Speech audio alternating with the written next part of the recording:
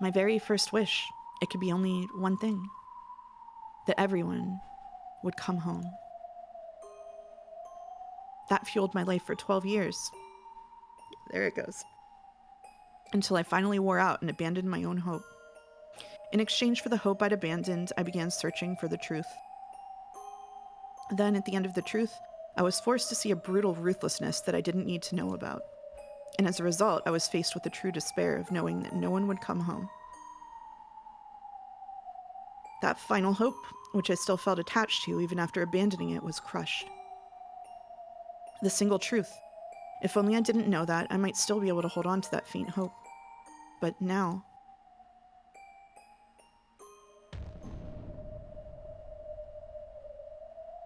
you can still have it. If there's strength in your heart, you can still have it. Remember your very first wish.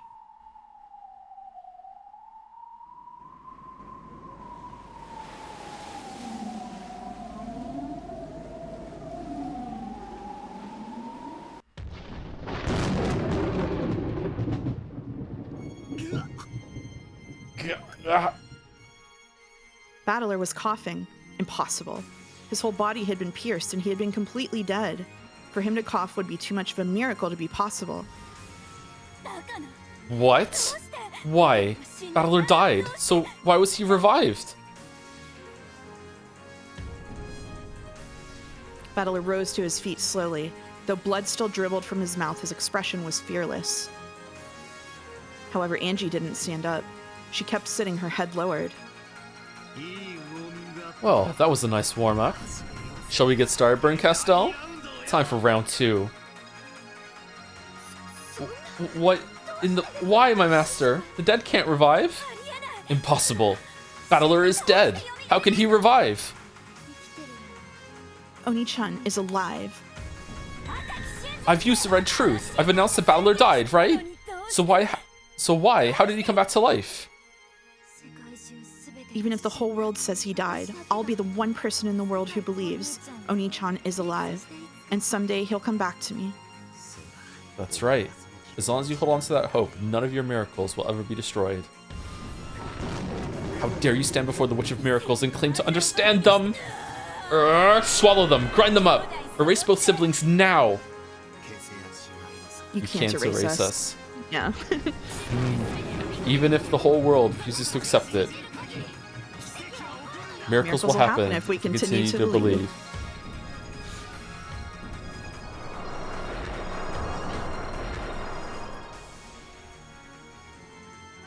The 8 wriggling snakeheads transformed into a massive whale jaw and swallowed everything.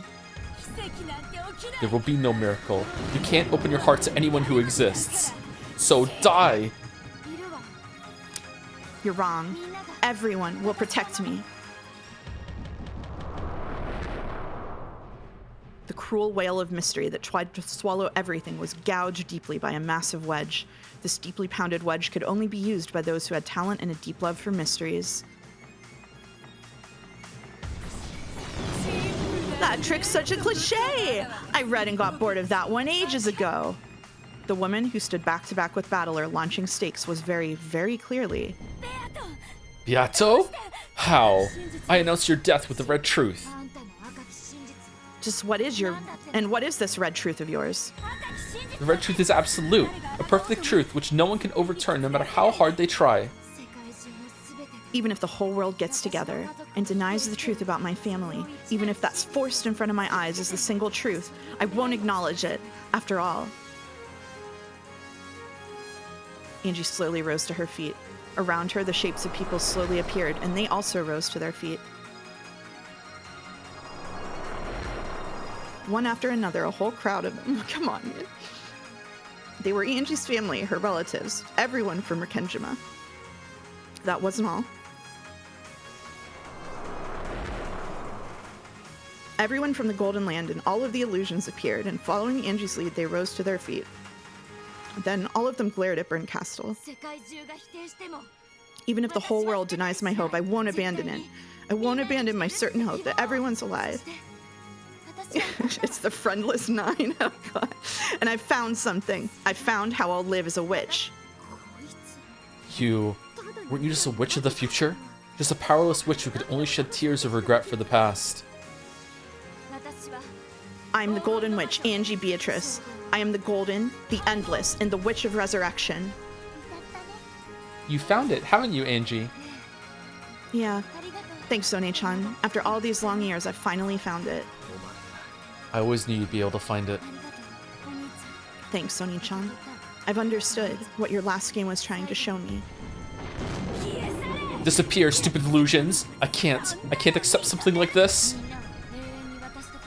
Everyone will be with me for eternity. No matter how many times people try to kill them with the red truth, I'll reject it.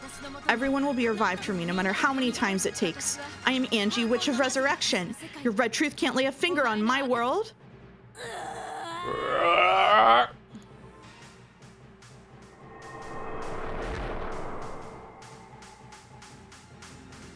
Angie, or rather, Angie and her family and friends, all fired off golden streaks at once. They were the same as the marks left by Bernkastel's great snakes. However, the glow inside these was gold. Then they wriggled, combined into one single mass, and transformed into an eagle that now had 2 wings. Careful with that. It wasn't one-winged anymore. Thanks to Angie's absolute willpower, the golden eagle had gained the wing it needed to fly into the future. Those spread wings made Bernkastel and the whale shrink back. Ushomi Eagle never looks back. And it never gives up.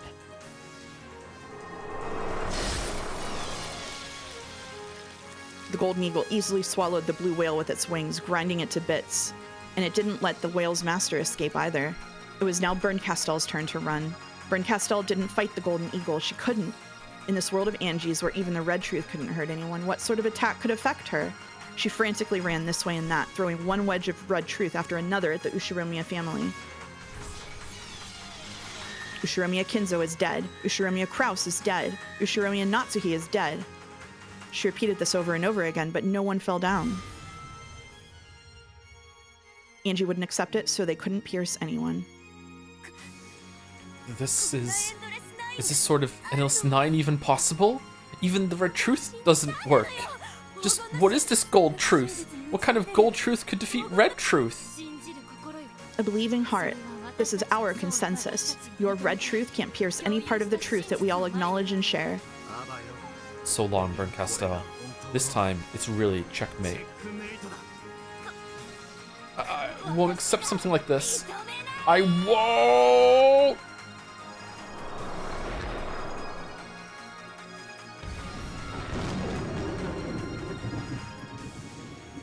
The massive golden eagle finally swallowed Bernkastel whole. It then slammed into the vast ceiling, and there was an incredible explosion accompanied by an earthquake. From the cracked ceiling, along with many falling chips, a single black cat plummeted and slammed against the floor. Erica ran up to it, repeatedly calling out to her master, hugging it. Then she realized it was still breathing, and simultaneous expressions of relief and shock rose to her face. Don't worry. I won't let you lay a finger on my truth, but in the same way, I won't lay a finger on your truth. She looks like a wet mop. Call it a good scolding, free of charge. Beato, don't act too cozy with my big brother. I still haven't accepted your relationship, got it? It was quite bold of you to revive me, fool. But it's too late. My charming subordinates and I shall torment you until the day you die. And I'll make you watch battle or flirt with me every day. What? Oh, that's pretty convenient. Looks like this resurrection magic has an off switch. Fucking hell. What? What? Beato kept appearing and disappearing like a light bulb turning on and off. Angie seemed to be enjoying herself. Battler! Angie's being mean! Go easy on her, Angie. Sure, if you say so, Oni-chan. Angie, you're incredible! Alright, this might be the last one, chat. Do you all want to do it together? You want to do it with me, Mouse? You ready? Yeah. 3, 2, 1. Uryu! Ooh. Angie-sama, congratulations on becoming a Witch of Resurrection. This way we'll all be with you forever. Yeah, that's right. We're all here. The anti-magic toxin doesn't matter one bit. You'll be with me for all eternity. Nice, Angie. Well said. Everyone surged forward, squishing Angie. They tried tossing her into the air, but dropped her onto her butt, and everyone laughed. Angie looked a bit resentful, but when her brother lent her a hand, she got up and joined the circle of smiles. A quiet applause greeted them. Feathering, their witness, had acknowledged their victory and was clapping for them. Splendidly done, Lady Angie Beatrice. In celebration of this miracle, I bestow upon you the title of Lady. The tale you weaved was quite entertaining. There is no need to be so hostile. I am congratulating you. Feathering smiled serenely. Then the cat overlords broke their positions in their constellation and lined up behind her. It was clear that this was not only a peaceful action, but part of a solemn ceremony. You have defeated my Miko, and I thank you for sparing her life. As you can see, she was my cute pet cat who never ceased to save me from boredom. If she died, boredom would overcome me as well. The true strength of this being, who referred to Berncastel as a pet cat, had already been made clear during her fight with Lambda Delta. Even so, Angie spoke. I won't forgive you for killing Lambda Delta. My, that doesn't sound like the words of a Witch of Resurrection. Can you not revive her whenever you wish? Huh? I can revive her? Yeah, just paint her back. It's okay. Yeah, paint her back. I'm sure that Lady Lambda Delta has been revived somewhere thanks to your power. There's no need to worry. Indeed. She's already been moved to the audience seating I prepared for her. Do not fear. I shall take good care of her. Really? That's wonderful. Angie finally relaxed and let the tension leave her whole body. Well now, Battler. You are now the sole game master of your final game. True. That cat of yours looks like she's out of the running. Perhaps you should carry on with the final ceremony of your game. My Miko is as forgetful as a cat, but she can sometimes be as persistent as one. I suggest getting it over with quickly. Yeah. Okay, I'll follow your advice there. I shall be your witness and record a detailed account of it all.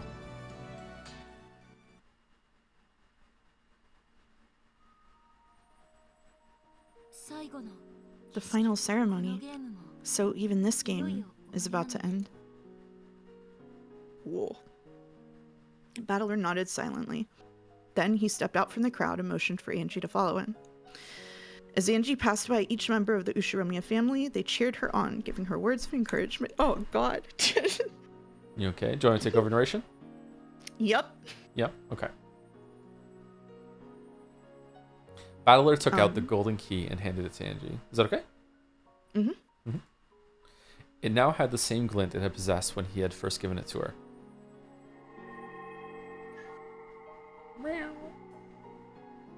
Oh, that's gorgeous. Whoa. Berncastel's back. Then, two doors appeared out of thin air on either side of them. They had a stately design, making the importance of this choice clear. Am I supposed to pick one without any hints? Of course not. I'll give you a hint. By now, it should be an easy puzzle. A simple puzzle with two answers, and you'll choose your answer by opening one of the doors. I see. Okay. So this is a continuation of that Halloween party. I fell asleep during that party, didn't I? I'm glad to finally wrap that up properly. For no reason at all, let's save it. Beato, come forward. After all, you fell asleep before you got to my puzzle. I'm glad I now have a chance to tell it. Sorry about that. It sounds like it'll be pretty tough. Oh, there's one more. Ryu! You'll be fine, Angie. I wonder about that. Prepare yourself, it's a tough one. Calm down, Angie. It's an easy puzzle. Don't you remember the first thing your brother told you about how to choose the best possible option? Battler, you're giving too many hints. This is the triumphant return of Lady Angie, Witch of the Future. All you have to do is watch over her. True. Then I'll hand it over to Beato. I'm counting on you. Indeed. Then let us begin. Okay. Angie gulped, then stared up at the witch's face. The witch held out her left hand, bringing it close to Angie's face. Then she slowly spread her fingers. Look carefully at my palm. I'm not hiding anything, correct? Yeah, there's nothing there. Watch closely. I'll make a fist and then stretch out my index finger. She stretched out her index finger and held it right in front of Angie's eyes. Watch the tip of my finger closely. Ready? It'll be fast. The witch rapidly lifted her index finger high into the air, pointing at the heavens. Just as Angie looked up to see the finger raised high, it swung down as though trying to dodge her gaze. In that manner, up, down, left, right, then left again, as though Angie was playing a game of Achi Muiti Hoi. Angie, feeling as though she'd lose if she couldn't keep up with the fingertips, swung her face this way and that, looking serious. The witch's hand moved faster and faster. Angie didn't lose track of it. Then, after the high pointing finger was swung down all of a sudden, the index finger curled up again, and the hand was held in a simple fist. Ready? I'm gonna open my hand. The witch slowly opened her right fist. And there was a cutely wrapped candy. Got it? Yeah. Was this a trick or magic? That is my puzzle for you. Go ahead, Angie. Give your answer. Is this a trick or magic? I know. I know what the answer is.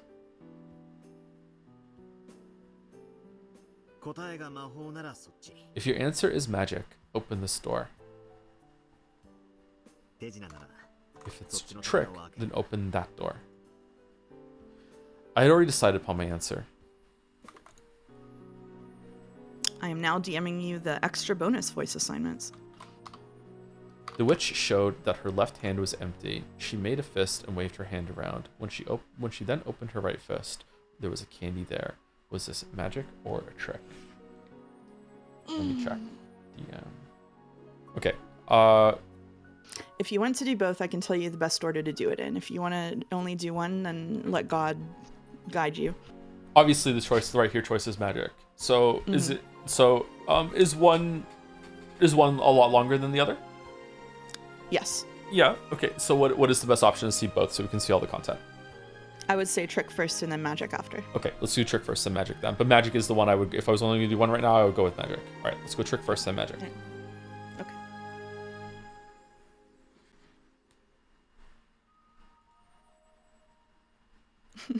I should have made this a bet on the stream bets, but I totally forgot. My bad. This is my answer.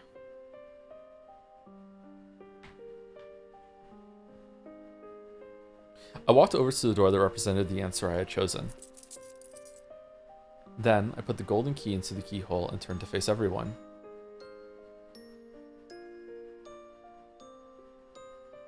Ushimi Eagle never looks back. That's right. Sorry. I gripped the key tightly and twisted. Excuse me. Whoa. Then, the key and the door flashed brilliantly and slowly faded away. Beyond the door was a strangely colored space. If I step into this, I'll reach the future I chose. Before taking that single step, I spoke without turning back. The Ushiromiya Eagle never turns back, so I won't turn around, but I'll say this. Thank you, everyone. But this isn't goodbye. I'll always be with you all. Yeah, you won't turn back, but we'll always be standing behind you. That's not what I mean. Despite it all, I still believe. I'm positive that everyone will come back. Angie. That's good. Angie, I look forward to the day when we'll all meet again. Angie, my adorable granddaughter. We may be away for some time. Here, don't forget this. It's your prize from that quiz party. Aww. Aww. A gold butterfly flew over my shoulder, landed on my palm, and turned into a Beatrice doll. This was lying next to me when I woke up on this sofa, wasn't it? This was my prize. Take it back to the future with you and treasure it. Thanks, everyone. I took a step forward into the future. I won't say goodbye, so see you later. We'll always be together.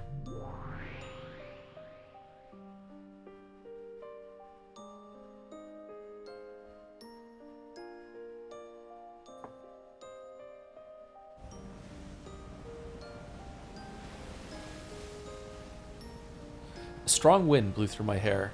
My nose was filled with the smell of the sea. I must have been standing still for a very long time. This is a point cutting through the sea. I was standing on the bow of a boat. I was still holding that thing. Lady, if you stand around there too long, you'll freeze. I'm Kusa. So this is...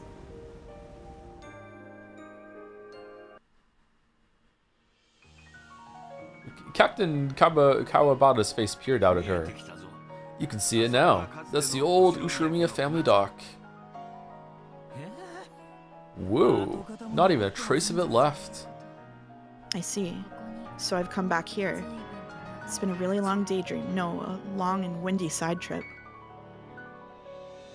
No matter what sort of tales are woven or written about the past, they have nothing to do with my tale of the future. I swore to live life looking only at the future without turning back. If swearing that has a purpose, then this hasn't all been just a daydream. And besides, I brought many things back with me from that long side trip. Some of those are even immediately useful. But yeah, this isn't going to do me much good. I threw the Beatrice doll into the ocean. Ooh, what was that? My regrets. I've shed my old shell. So, with old Kenjima right in front of you, you're having a change of heart? That's not what I meant. I mean, I've had enough of being human. Hmm? I won't waste that long journey. I now have a new way to live life. And that isn't as a human called Ushiromiya Angie. I am reborn.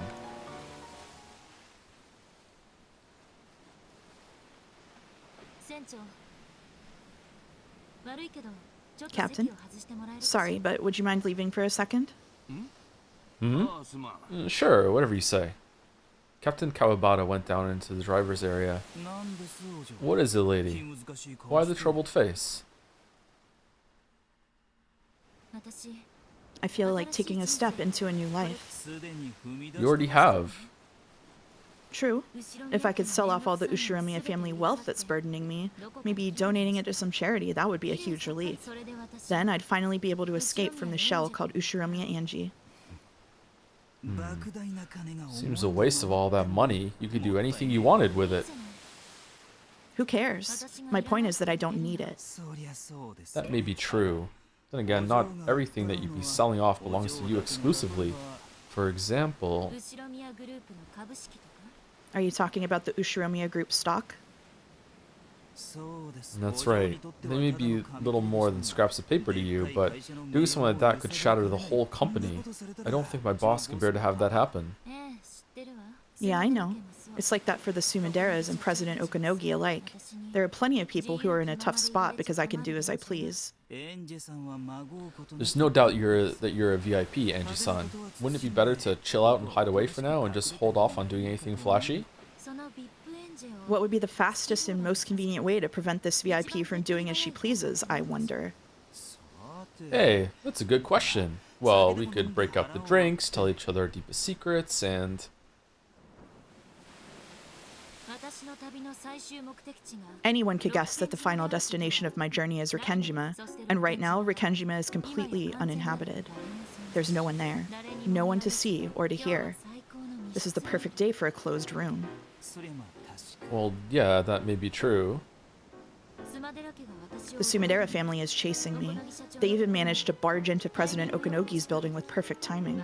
Someone leaked the fact that I was there. Are you saying my boss sold you out? Then why would he give you a bodyguard? Since he doesn't know what sort of whims I'm going to act on, President Okanogi wants to have both the Sumidera family and me indebted to him.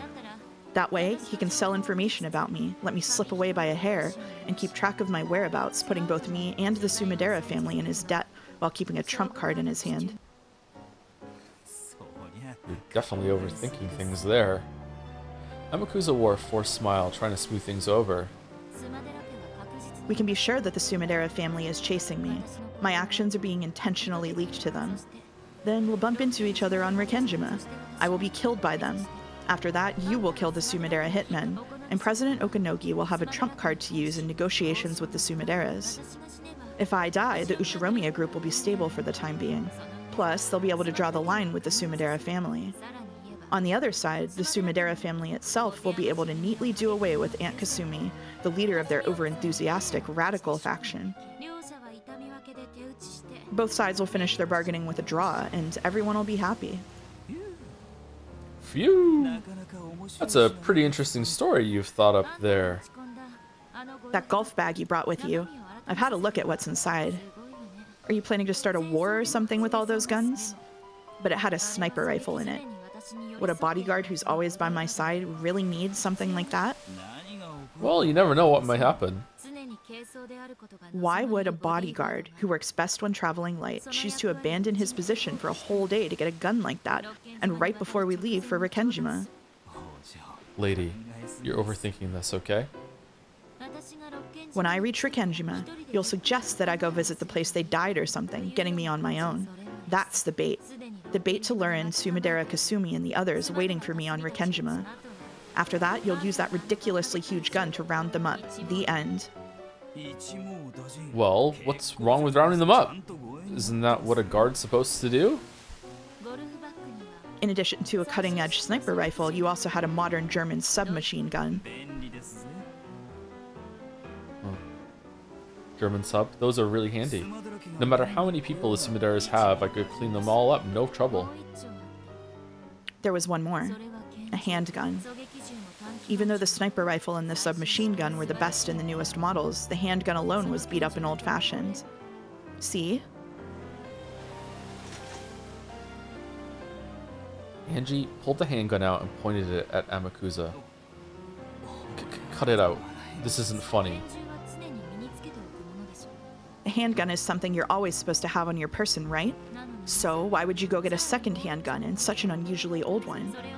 One theory can explain this. What if it's the same kind of gun Sumidera Kasumi and the others are using? This is a Tokarev. A gun once used by the Soviet military and which has gotten pretty popular in the Japanese underground. It's exactly the sort of weapon the Sumideras might be using. Also, having Sumidera Kasumi die would be convenient for the Sumidera family as well. They could have leaked, no, exchanged information on their end as well. Therefore, it's possible that you knew beforehand that the Sumidera hitman would be using Tokarevs. Amakusa was speechless. Was he speechless because this was all true, or because he was stunned by the determination with which Angie pointed that gun at him? The plan that the plan that all of you made together. It was to use me as bait to lure Sumidera Kasumi to an uninhabited island, setting it up so that both sides appear to finish each other off. That way, everything would be settled nice and neat for both President Okanogi and the Sumidera family. A single line of cold sweat dripped down Amakusa's forehead. With the wind whipping through her hair, Angie spoke coldly. Just by the presence of this handgun, see how far Ushiromiya Angie's reasoning has taken her? What do you think, everyone? Peek. You haven't taken the safety off. I know. Tokarevs don't have a safety. Oh, he tried to crouse her! Amakusa tried to dive behind cover, but he could not run a bullet. This music here is so funny. It shot into his gut, making him double over in pain.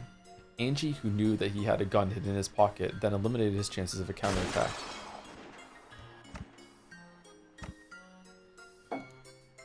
Blood spurted from Amakusa's forehead, and he did not close his eyes again.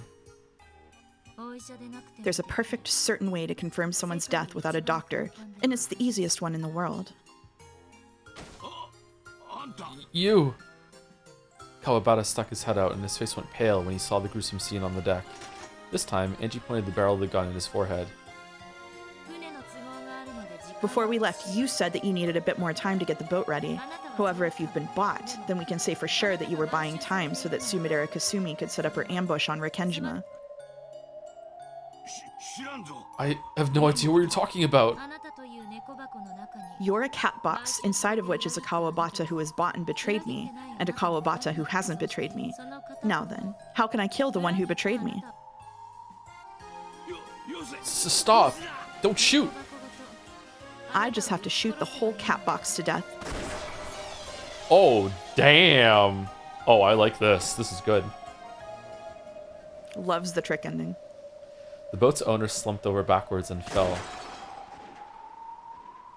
Then, with a second bullet, she performed a perfect examination of his corpse. That line goes really hard.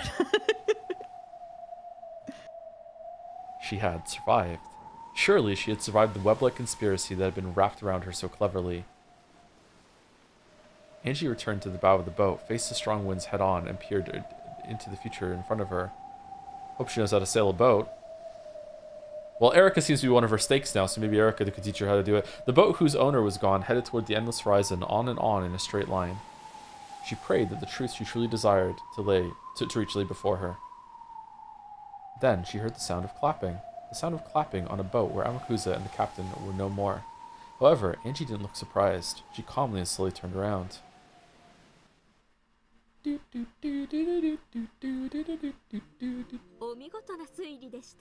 Splendid reasoning, comrade Angie. My fellow witch of truth, Angie Beatrice. Oh, you're here, Erica. Anytime someone wants to expose the truth, you'll find me there. Giggle, giggle. Hey, Erica. What? The boat had already passed by Rikenjima. The island's silhouette was now off in the distance. The boat headed towards the endless horizon, continuing on its endless journey. The new Witch of Truth announced the beginning of this endless journey to her fellow witch. I'll carve out my future in my own way.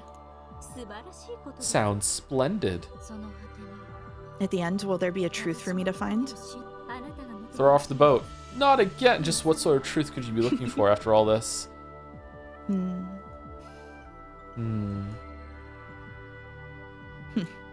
You're right. I know that the truth isn't worth anything. And there's one more thing I've figured out. What's that? That bewildered look on Amakusa's face when his scheme was exposed. That was pretty good. Giggle. Good? Good.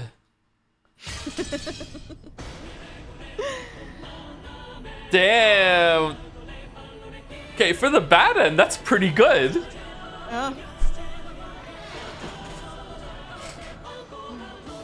No, the magic end is pretty long. We're probably gonna go late today if we want to have a discussion after it, with all the bits and subs and stuff. So, we might want to take a break before magic ending. When does the chapter break? When does the chapter break? What do you mean? Like the arena assignments are split into like the chapter we did, and then to tea party. Well, like, is it tea party right away after we hit magic ending or no? Yeah, it's magic ending into tea party into question mark. Okay. But the magic ending is pretty long. Okay, let's take a break now then. Is there something after these credits or no? No. Okay, let's take 5 minutes right now then. Let me meet you, and then we'll go. Be back in 5 minutes, chat.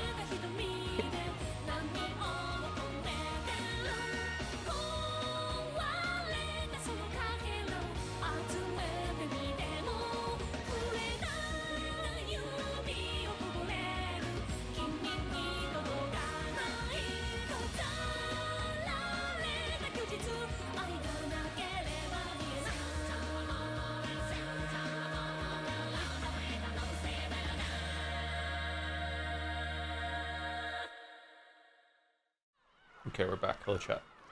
Hello, chat. We sure we want to do this? Should we keep the cat box closed? We sure we want to do this? I don't want to get assassinated, please.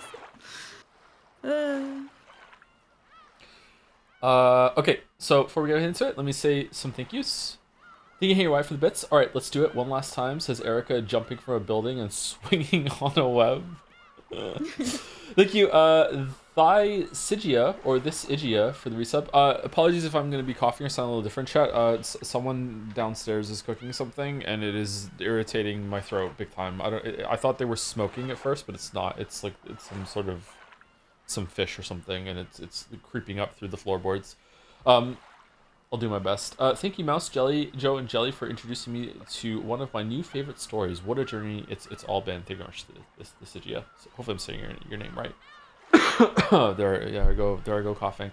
Thank you to 01 mostly for the resub. I'm so happy I was able to sub today. It's been so fun to tune in every Saturday to watch you read. Your streams have helped me get through what has easily been the worst year of my life. Oh shit, sorry to hear that. Being able to interact with these streams and community has been a blessing that I don't take for granted. Well, I hope that it becomes like a fun part of your life instead of like a coping part of your life. Mostly, hopefully things get better for you. Sorry to hear that. Thank you, Saffron Honey, for the resub. Oh ho ho, I can't believe the Not a Game is almost over. I got the job I interviewed for, so here's another month. Congratulations, Saffron Honey. Hope it goes well for you. Thank you. Hope you enjoyed the ending. I like that ending. That ending was pretty good. Thank you, Koror, for the resub. I'm actually stupefied. We made it all the way through. Yeah, me too. Yep. The USF for 2 more rounds of bits. Negative Aura George yapping into the power of friendship punch versus Immaculate Aura Rose just fucking shooting them. That is one of the rare times that the magic bullshit really worked on me. I thought that was pretty cool. Yeah, that was really good. Yeah. The feathering moment was really good too, with the just like writing Lambda's ending but not writing the middle part. I really liked that actually. Yep. Yeah. This is where Umineko truly begins. Thank you, Solid Sword, for the resub. Hope you've had fun with Umineko, and as a One Piece fan, I am most excited about the judgment at the end. Oh, anyways, have a great time. Thank you, Solid Sword.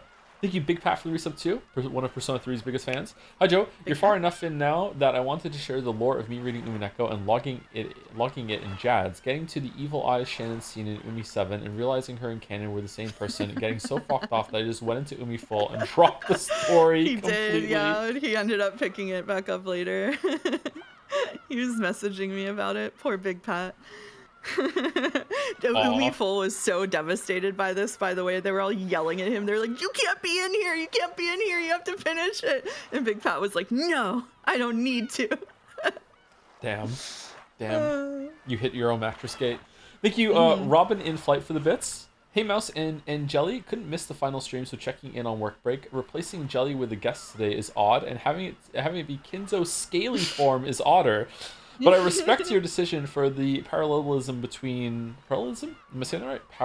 Parallelism between episode 4 and 8. Seriously, though, this has been a blast, so huge thanks to the Musketeers and Mouse for keeping Umi full from sploding.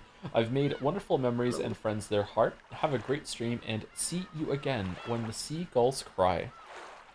Thank you, Robin in Flight. I wonder if that's going to come back. Thank you, Yuri Lover 337 for some bits too. Kick her ass. I don't know when this came in. It was probably during the golden fight, obviously, on the island, but I don't know exactly when. Maybe it was with Rosa. Thank you, It might have been when Burn got punched. I think it's Burn got punched was actually pretty good too. Thank you, Emp Meta, or EMP Meta, for the resub. Com908. EMP Meta is from Total Annihilation, isn't it? Is that a reference to that? It can't be. I will be so impressed if that name is a reference to Total Annihilation. Does anyone know what I'm talking about right now? Thank you, Com908, for the resub. When I hit 90, can I have a prize? Maybe a marble? You're at 89 months. Ooh, holy shit. 89 months. That's pretty good. Yeah. Holy shit. Thank you, Neko Broody, for the resub. Thank you so much for finishing Umineko. You really brought me so much joy all throughout the year till now. So glad I will never have to watch a stream ever again now that it's over. Well, you're welcome. You're welcome. And thank you back, Neko Broody. I swear multiple episodes ago you said something about wanting Battle to just punch Burn at the end. Did I really? I don't remember saying that at all. No. I'm glad that Pastro got his wish. His wish. Oh, got his wish too. Oh, thank you, Small Monkey, for the new sub. Thank you very much, Small Monkey. Welcome. Interesting time for a sub. Also, 10 gift subs after that too. Thank you very much, Small Monkey. Thank you. Bonenda. Thank you, Jamebo Smash, for the resub. Just got done rebuilding my back deck. What did I miss? Is this a Magic or the Gathering reference, or is it you went out and are building your physical deck? Either way, a lot of work. Have a drink. Enjoy the rest of the stream. Thank you, Jambo Smash. Joe, back decks are a thing, aren't they, in Magic? I don't know, I've never played. Thank you, Nox Kiwi for the bits. Hey Joe, I was supposed to go on vacation to British Columbia today, but unfortunately the flight was cancelled because of a strike. On the bright side, it means I get to watch this final Umineko stream with my favorite scene in the whole VN. Have we passed already, or is it still upcoming? It's been really fun watching you read through one of my favorite stories over the past months. Thanks. You're very welcome, Nox Kiwi. I hope you enjoyed the ending. Sorry that your flight got cancelled, though. That kind of sucks. Thank you, Phoenix Furon, for gifting a sub to Rogue Keychain. This too is Sekime. Thank you, Phoenix Furon.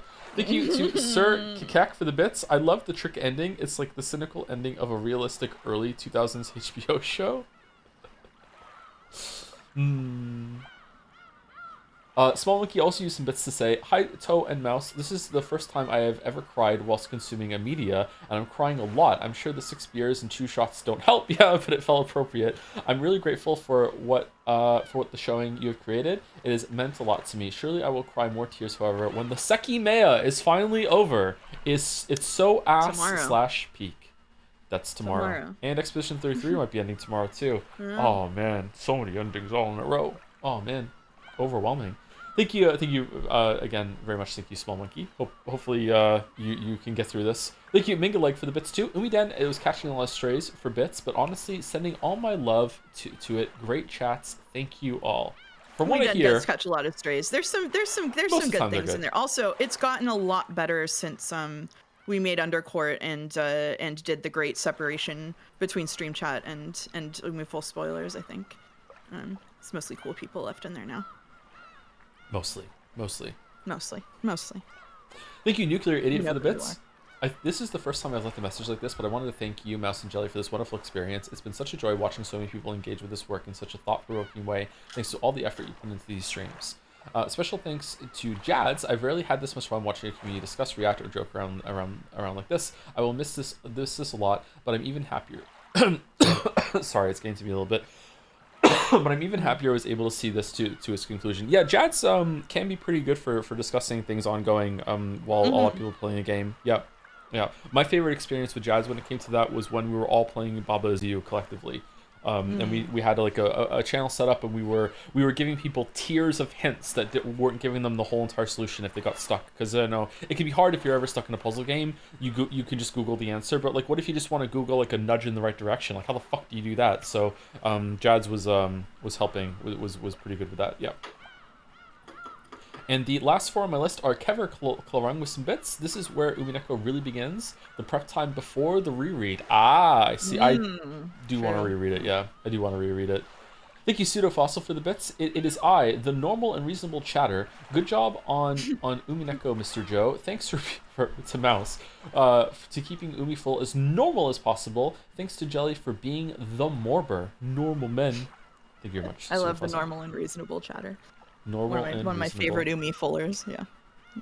Thank you, Sound of Rain, for some more bits with a message. Can we all just agree that I was what killed Lambda Delta? I'm really strong, so I could totally do it. So in the absence of any other explanation, it could totally have been me. If we all believe in it, then our consensus will craft a golden truth so powerful that random people might even start power scaling me. I think Casey disagrees. Upon thinking about it, it is maybe not a thing I want to happen. But it is too late for that. Yeah, it was me. I totally did it, and it was super easy.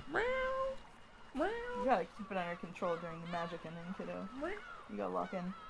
And that's it. So this part, so I'm scheduled for narration on this part, but I don't know how that's gonna go. There is a fast auto scroll part during this. I have a transcript of at least one of the translations that I can read out if it goes too fast for you to read it, or if I can't talk because I'm sobbing. Okay. Yeah. So I can read it to you if it goes by too fast. It's kind of in the middle of the episode. Okay. Was that not Joe? It sounds like Joe. That is my cat, Casey. Do I meow that well? Meow. I don't know.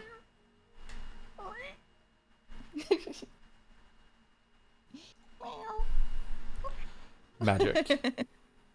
Magic. Come on. Do I have to click it again? I think so.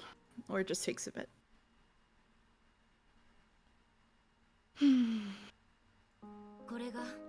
1 second. Okay. Let me know when you're ready. Let go, let go. Okay, I think I fixed the sound. Okay, No claws. go for it. This is my answer.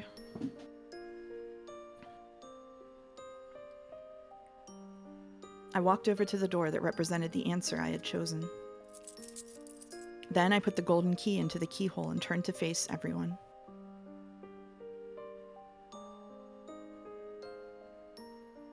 The Ushiromiya eagle never looks back. That's right. Sorry. I gripped the key tightly and twisted.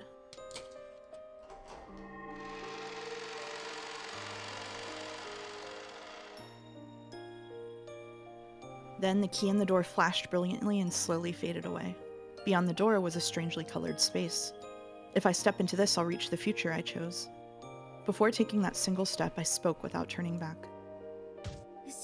The Ushiromiya eagle never turns back, so I won't turn around, but I'll say this. Thank you, everyone, but this isn't goodbye. I'll always be with you all. Yeah, you won't turn back, but we'll always be standing behind you. That's not what I mean! Despite it all, I still believe. I'm positive that everyone will come back. Angie. That is good, Angie. I look forward to the day when we all meet again. Angie, my adorable granddaughter, we may be away for some time.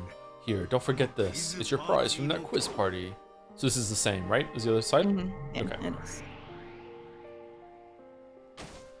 Is this me?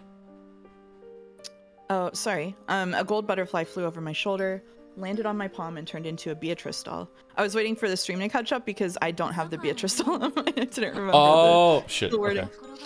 Okay. This was lying next to me when I woke up on the sofa, wasn't it? This was my prize. Take it back to the future with you and treasure it.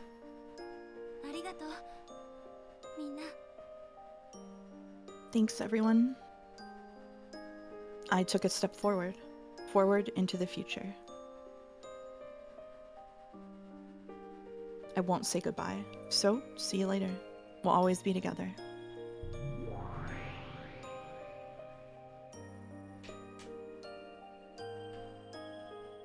Jelly, hold on to your hat. The wind brushed against my cheek. I slowly opened my shut eyes. I must have had my eyes closed for a very long time. Even the sparkles below me seemed blindingly bright. It was a strange world with a sea of stars beneath me. The wind was cold. However, it told me that I had returned to reality. I was standing with one foot outstretched over that starry sea. How long have I been here? Time has probably been stopped for me ever since Byrne lured me forward, when I was about to take that step off the edge. I slowly pulled my foot back in. Then I leaned against the fence and sat down. The sky was far away, but so was the ground. This whole time I've been in this sad place so far from both of those worlds. I can't go to the sky. In that case, I have to return to my world. And the elevator is probably the way to go. I've done enough skydiving. Yeah, there really is no chance. No chance of me jumping down from here and surviving by some miracle. Some Witch of Miracles has already guaranteed with certainty that such a miracle won't occur, after all. Then I finally noticed them. It was the guards President Okanogi had assigned to me. They were approaching the fence with forced smiles and sweat dripping down their faces, trying not to startle me. That's right. I gave these guys the slip before jumping off, didn't I? Did you think I was gonna jump? Well, that's, Sorry. If I jumped, I guess you'd really catch it from Okanogi-san. Angie-san, it's dangerous there. Now, please come back to the side. Let me stay here a bit longer. It's okay. I won't get any sudden ideas. Do any of you have a cell phone? Yes. I want to talk to Okanogi-san about something. Would you mind calling him? The guards looked at each other, then rushed to take out their cell phones. They were worried that I might get annoyed and jump off, leaving them to take the blame. The president is picked up. Here. Thanks. Hello? Okanogi-san? Yeah. Sorry for calling all of a sudden. No, it's excellent news. A bit of an early Christmas present. I'm giving all of the Ushiromiya group to you. That's right. In exchange, I have a few things I want.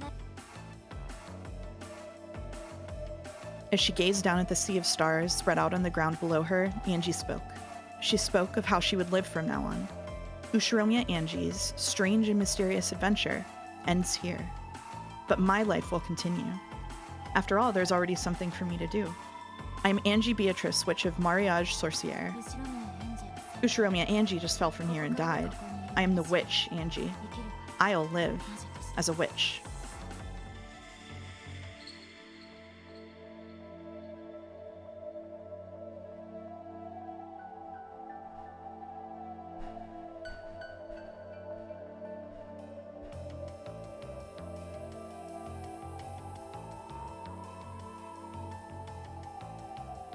Trick ending was better. Was it? Oh, it's still okay. Sorry, my bad. And so your game ends. As Angie opened the door and vanished from sight, the residents of the Golden Land disappeared as well.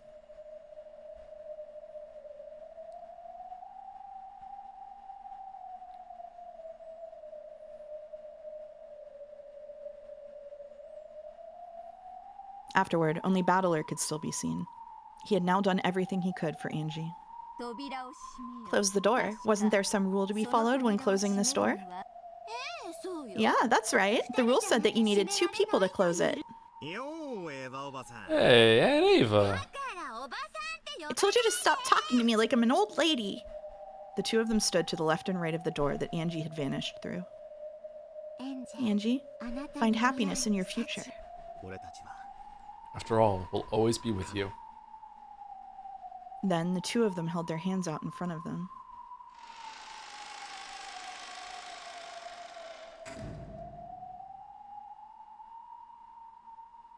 As they did, a door popped into existence and closed. Then the door itself faded away. And now we have completed our role. Yeah. This marks the end of the piece's purpose.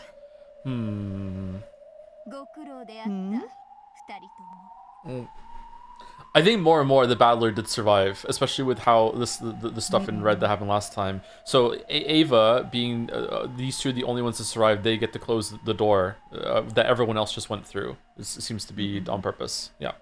You've worked hard, both of you. And with this, I shall clean up your game board and put it away.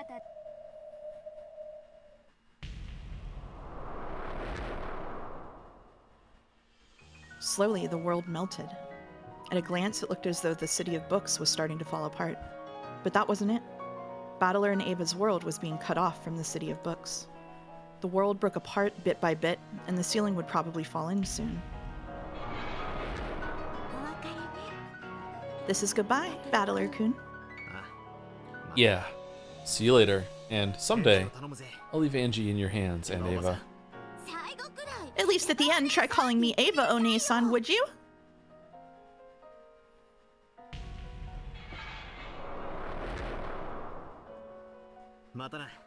See you later, Erica. Somewhere. Someday. Both Angie and I were witches of truth. So, just what was the difference between us? Yeah, what could it be? I was a witch who endured and withstood the truth, but I turned my back on that truth. However, even after she learned the truth, she continued to believe in her own truth. If she was a true witch of truth, then what kind of witch was I? That's right. You aren't a witch. Hmm? After all, you're the detective.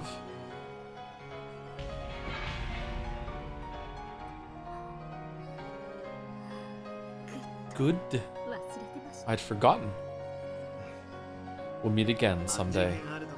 Wherever there's a crime, the detective's sure to be there, right? Yes. When another crime occurs in the Ushiromiya family, I promise to appear. So long, great detective. So long, my rival. I look forward to the day when the 2 of us can cross blades again. Those were the final words the 2 ever spoke to each other.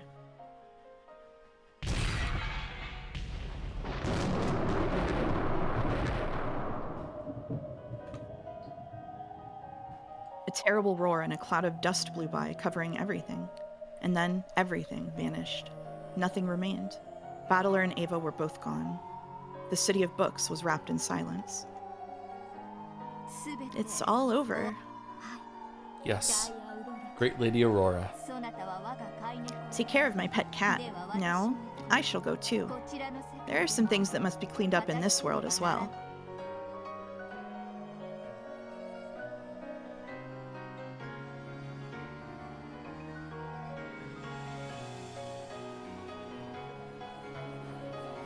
When Hachijo made her announcement, everyone fell silent, thinking they had misheard her.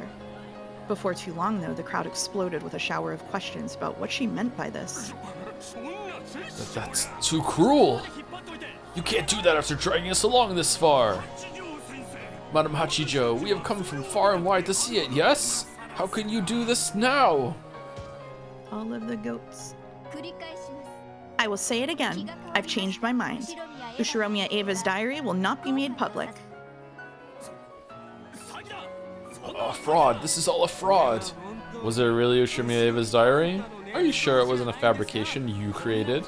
You think you can get away with something like this? Show us the book. Hachi joked. Children of men can be so hideous. Neither you nor I have the right to read what lies in there. However, now that I think of it, this has been quite an entertaining show. Children of men who disturb the sleep of the dead and spread rumors for their own entertainment can be quite amusing at times like this. Let us go, Byrne. I have had my share of entertainment for the night. A black cat jumped onto Hachijo's shoulder, and she disappeared off to the side of the stage, the Book of the Single Truth in her arms. Only the angry yells of the massive crowd remained.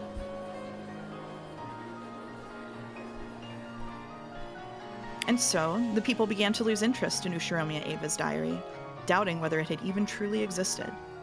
Though the weekly magazines were in an uproar over the scam Hachijo Toya had pulled, some began to openly wonder if the Rikkenjima mystery itself was an indiscreet desecration of the dead.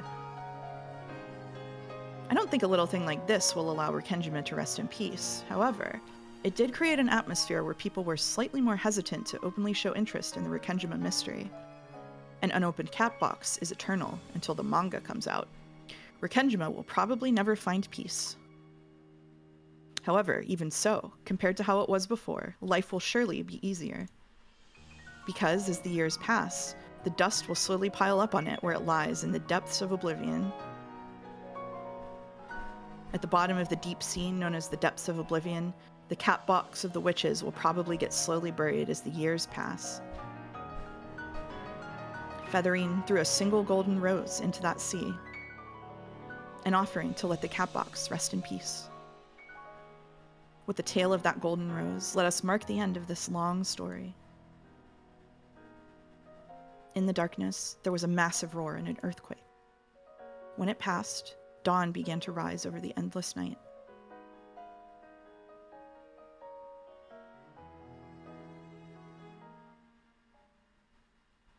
I'm locking in.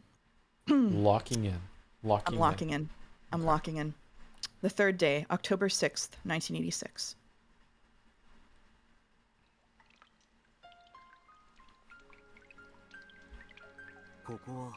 Where am I? We're in the wreckage of an old submarine base. Don't you remember? That's where it all started.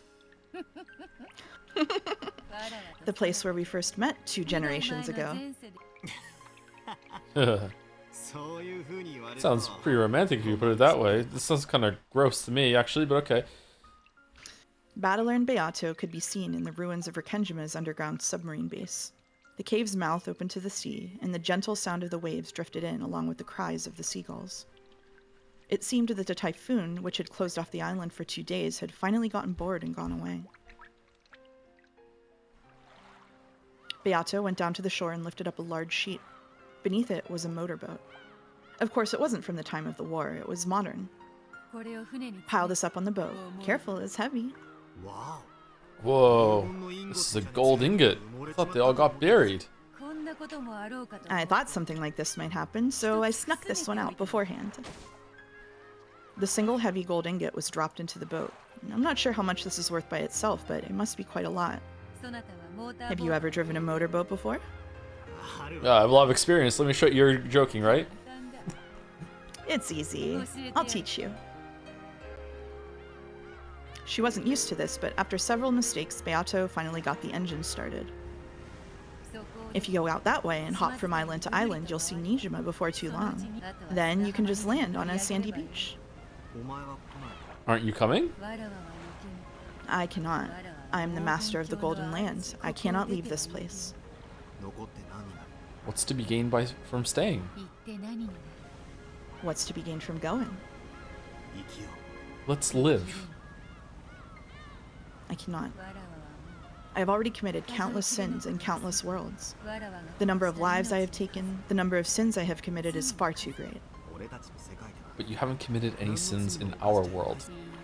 No, that's not true. Go. Go while I'm still in a good mood. Otherwise, I may steal the island in a storm again. Battler suddenly spun around. When Beato turned around to see what was going on, her body was suddenly lifted into the air. Then, I'll take you back as a souvenir from the Golden Land. Let go! This isn't safe! Come on, don't freak out. Listen carefully, Beatrice. What? I'm going to kidnap you. But... As Battler quietly gazed at her with serious eyes, Beato was lost for words. If you've sinned, then I've sinned as well for making you do it. So, let's carry your cross together. Battler? As long as I live, I'll carry your cross. Let's leave the Golden Land, you and me, together. Beato was now too shocked to say anything at all. Then tears poured from her eyes and she covered her face. Battler gently set her down on the boat. He undid the mooring ropes. Now there was no longer anything tying this boat to the island. Let's go. Controlling the boat as Beato had taught him, Battler slowly guided it out.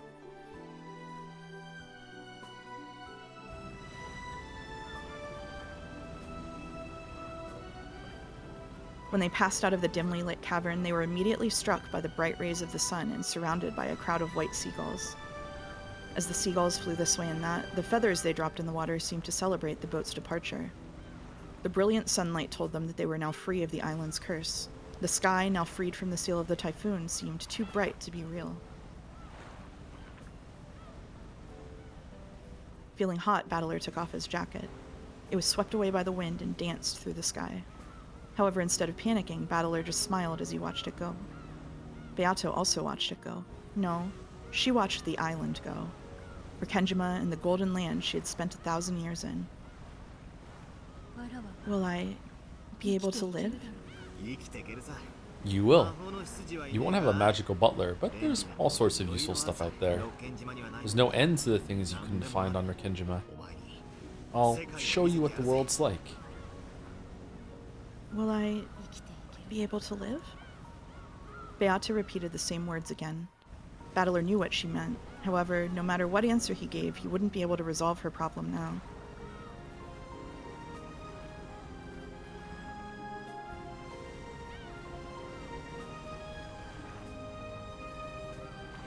However, there was a way to resolve it. Time and the heart. Little by little, bit by bit. Like a chain being cut by falling drops of water, he would have to sever the curse of the island gradually, over a long period of time. It might take a long, long time. However, someday she will be free. That's what I believe. I am a sinful witch who toyed with hundreds of deaths on that island. Your world is too brilliant for me. No, you will live. I answered immediately and forcefully. If you think you need to atone for hundreds of sins, then keep on living and living. Live as hard as you can with everything you've got. That's the only way you can atone. Is that truly the only way to atone for my sins? That's right. And you'll definitely be able to do it someday. Trust me. Battler. Come on, don't look at me with those teary eyes. It's embarrassing. Forgive me. Then, at the very least, would you close your eyes? Why should I? Hey, your face is pretty close. Foolish man. You ought to be cursed for taking the witch away from the Golden Land. That's why you must close your eyes. It's embarrassing for me too. I love these two so much. What a raid. Oh my god, what a raid. What a fucking raid. Oh no, Raiders, you have to go. Raiders, no, oh god, no. This is, no. No way. Close your eyes. Thank you so much for the raid. Raiders, this is the very end of, like, I don't know how this is, like, it's almost 1,000,000 words long, okay? This is one of the best VNs there is. You don't want to be spoiled on this thing, even if you have never heard of this before. Like, trust me. 1.2 million words. 1.2 million words. You don't want to be spoiled on this, okay? This is not even like a, oh, let me just see what the ending's like and I'll work my way backwards. No, it'll like, no. All right. Thank you so much for stopping by, though. All right. As soon as Battler shut his eyes, soft lips covered his. Then they slowly drew back. He tried to open his eyes, but just got slapped. Oh man. Don't look! I told you not to look at my face. Come on, what's there to lose? You have no delicacy. Don't open them, not yet. Why? Because I want to kiss you again. The next kiss was on his earlobe. Hey, quit it. Now this is getting really embarrassing. He knew he'd get hit again if he opened his eyes, so he resisted with his eyes still shut. Then, after sighing and tickling his ear, Beato spoke in her usual cheerful, bullying voice. It is killing me that some of the Raiders sit around are seeing this out of context. It's fucking killing me. It's fucking killing me. I think some of them already have read it. It's okay. Just don't look at chat. Just don't look at chat. Oh.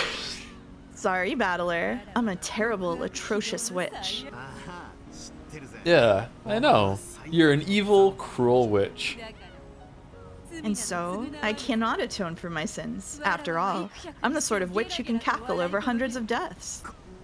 You're really something. You know that? But you wouldn't be you otherwise. He accidentally opened his eyes. And when he did, the witch was nowhere to be seen. The Golden Witch had vanished like a dream or an illusion. Yep. And so had the single ingot they had carried with them. Man, I hope that wasn't going to happen, but it felt like it was. Yeah. Oh man. Of course.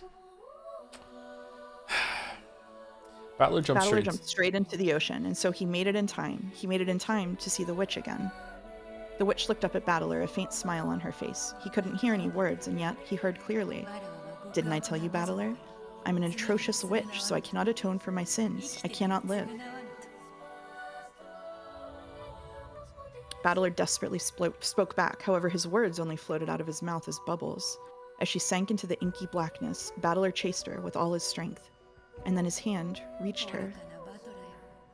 Battler, you fool. You made it off the island alive. You would throw that away? I won't let go of you. It pleases me to hear you say that, however. I'm a creature of illusions, and you are human. We have different worlds to go back to. I will return to illusions. You should return to your world.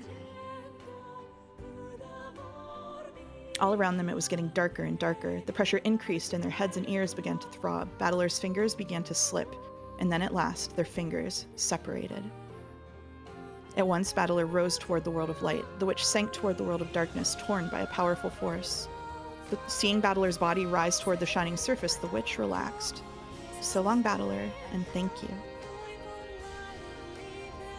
When she saw Battler's body become a speck and disappear toward the world of light, the witch slowly closed her eyes. She allowed herself to fall into the world of the abyss, a world of endless isolation. Then she felt something.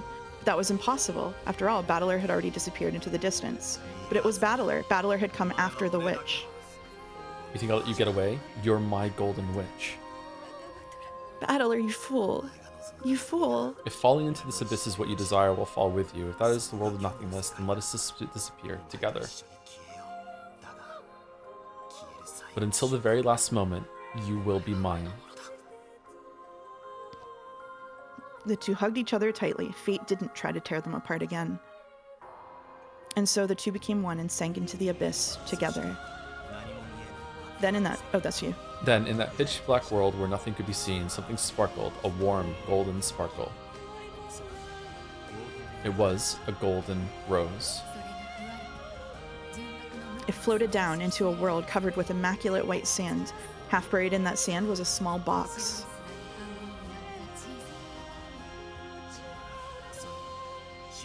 It was Beatrice's cat box, which rested in peace here at the ocean's floor. The golden rose softly came to rest on top of it. This was the bottom of the sea, far beneath the waves. a small and fragile tale of a faintly glowing golden rose, resting in the deepest depths of the darkest shadow. Oy. I tried. It's okay.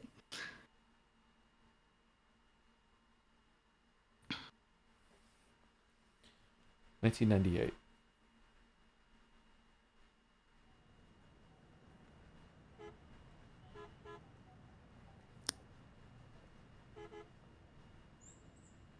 A black luxury car was parked at the rear entrance of the skyscraper.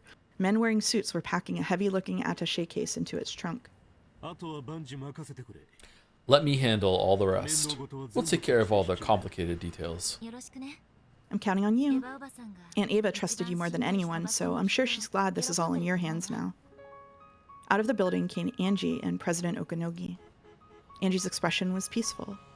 It was hard to imagine that this was the same person who had always looked so dark in Okanogi's eyes. In her later years, the company president was very ill. I imagine that she said some fairly harsh things to you, but I don't believe that she truly meant them. I know. Even I said things I shouldn't have on my bad days. You've changed. You think so? I thought you'd never forgive the president as long as you lived. You're the one who taught me, Okanogi-san. Or did? Did I say something? Without love. Without love, the truth cannot be seen. Did I really say something that pretentious? It's been a long journey. It really has been a long journey. All just to understand what you told me that day. Of course, Okanogi understood. He understood that in her heart, this had become a long and profound journey. Contact me when you decide on a new home and account. I won't let you want for anything. Any problems with the Sumadera family? Leave that to me. Wink. We have your power of attorney as our rallying point. Thanks to that, the Ushimiya group is a united front. Because of what you did, Angie-chan, the business built by the former president has been protected. I truly believe she'd be joyful at your decision. I'm just pushing all the hard stuff on you. When the great president Ushiromiya Eva passed away, the Ushiromiya group was shaken. There was no clear successor, so the group had been in danger of splitting. After that, everyone had been waiting to hear what Angie would say since she had inherited a large portion of the group's stock. However, Angie had shown no interest in any of this and had gone around talking about things like selling all their assets and donating everything to some charity, which had shaken the group even further. There had even been a chance that an outsider, such as the Sumadera family, would interfere and destroy the Ushiromiya group. As disturbing as it may seem, some had wished for the source of all this trouble, Angie, to disappear. However, Angie had undergone a change of heart, deciding to do what was best for the Ushiromiya group that Eva had built up, and the worst-case scenario had been avoided. Okanogi had been named as Angie's legal guardian. By simply giving him her trust, Angie now had in him the most reliable ally possible. Okanogi himself had certain plans he could carry out based on the knowledge that Angie had trusted him. Okanogi, who had carried great responsibility in the Ushiromiya group thanks to his position as Eva's closest confidant, was the most natural choice to be Eva's successor for the top spot, and thanks in part to his ability, everything had now been wrapped up smoothly. This way, the Ushiromiya group was secure. The Ushiromiya group had been the only thing still tied to the Ushiromiya name other than Angie herself, so she might have thought of it as her final link to her family. See, it's just so much more interesting when the story is about rich people. You know, you're free to come back anytime you want. We have a chair set aside just for you. Thanks. Just knowing I have a place to go back to means I can set off on my journey in peace. What are you going to do from now on? I'm gonna become an author. An author? To write novels? It doesn't matter what. It could be novels or picture books. If I have any skill at drawing, maybe I'll do a manga. What I do doesn't matter, as long as I can share my heart with someone. Sounds like you've set a noble task for yourself. I'll be praying for your success. Thanks. If I manage to publish a book, I'll send you a copy. I look forward to it. The car's trunk was closed with a clunk. Apparently, all of her luggage had been loaded. Ah, yes, allow me to introduce you to the driver. He's a protege of mine. He's trustworthy and you can rely on him for anything. Oh, and he worked as a guard for the old president for many years, so you might recognize him. As long as it isn't Amakusa. Achoo? The man walking out of the driver's seat sneezed. Now that hurts, lady. Amakusa, what the hell have you done to her? Well, he always was the most flippant of Aunt Ava's guards. I was hoping for pretty much anyone else. But he was also the one closest to you, wasn't he? Well, at least listening to him talk can be pretty entertaining. The boss assigns me to be his contact with you. If you ever get into any sort of trouble, just let me know. And what if I ask you to go buy me toilet paper? Then I'll pick up some tampons too while I'm out. See, this guy's a creep. Okunogi guffawed. I got into the back seat. Stay well, Angie-chan. I guess this is the last time anyone will call me by that name. Let me know when you've decided on a new one. Okunogi patted the roof of the car. At that signal, Amakusa honked the horn and removed the handbrake.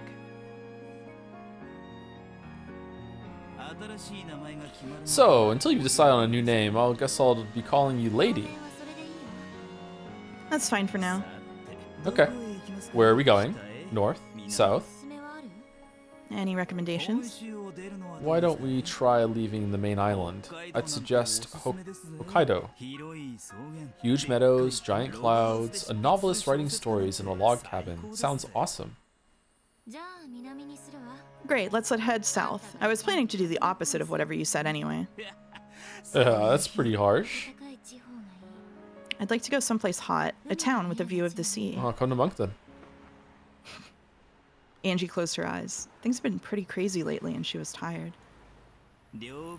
Understood. By the time you open your eyes, we'll be in an unfamiliar land, but it'll be a warm town with a view of the sea. Can't wait to see what you choose. Ugh.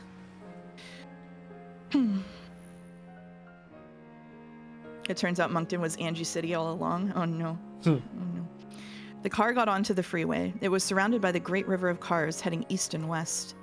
By now, no one could tell which of those points was the car she rode in. Starting today, Ushiromiya Angie would change her name and live in a new climate. Changing her name didn't mean that she had given up on being Angie.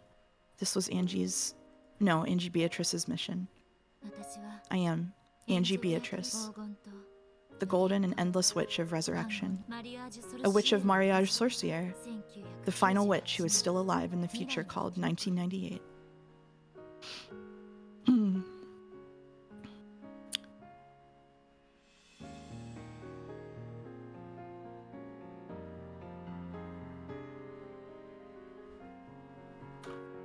And that's episode 8. On to Tea Party? Yep, onto the tea party. Unless you want to stop there. Seems like a good ending to me. We don't need to do anything else, right? Yeah, I think that's fine. Oh my god, really? Okay. I just wanted to see how fast I can make chat go.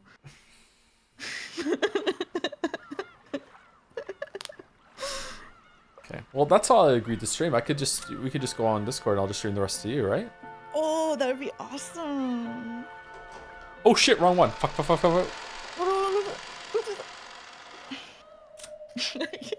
No, want this one.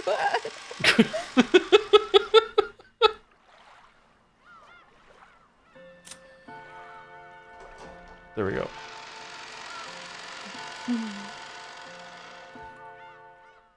Oh, fucking hell. Okay. We're back here. We're back here, and you have your assignment. I do, but 1 second, because someone just gave a shit ton of money. Okay. Who's else who said thank you to you? Was it Mingaleg, I think? Thank you, I think it was ECN Gray. Megan, ECN Gray or SCN Gray for the resub.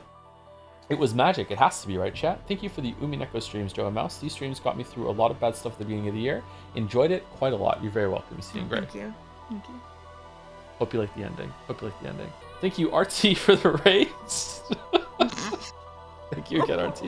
Sorry that it was a bad time to receive a raid. Maybe I should have turned the ability to be raided off today. Like, I can do that, can't Maybe. I? Yeah, you I can. think I can do that shit. I should be more thoughtful when it comes to that sort of thing. Yeah. Thank you, Ronnie, for the bits. It's over. Was it worth it? All the pain you caused by making people acknowledge an anime picture book and have good writing. Why is this anime PowerPoint fire? What the hell? Thank you, Rodney. Thank you, Jelly, for 5 gift subs. Thank you, Jelly. I hope you're enjoying the Angie's continuation. Damn. Episode 4 into 8. The parallels. Thank you, Phoenix Furion, for 20 gift subs. And Jamo for 50 right now? What's going on? Thank you, Phoenix. Thank you, Jamo. Holy shit. Fucking hell. Thank you very much, everyone. Holy shit. Thank you, Phoenix. Thank you, Jamo. And thank you, Professor Asker. With the resub, these streams have been absolutely magical, cliffs, peaks, and all. Thanks, Mikos, for reading it with love. Oh, we're Mikos now. Okay, I can accept the Miko thing. I can accept. Okay. Thank you. Holy shit. Thank you, everyone. I'm crying so much it's hard for me to speak with their happy tears, so I'm okay. I get you, Jelly. I get you. Okay, reading assignments are I'm narration now. Okay, so I'm narration and her. Okay. The majestic witch of theater-going, drama and spectating set down her pen, looked at the ceiling, and sighed deeply.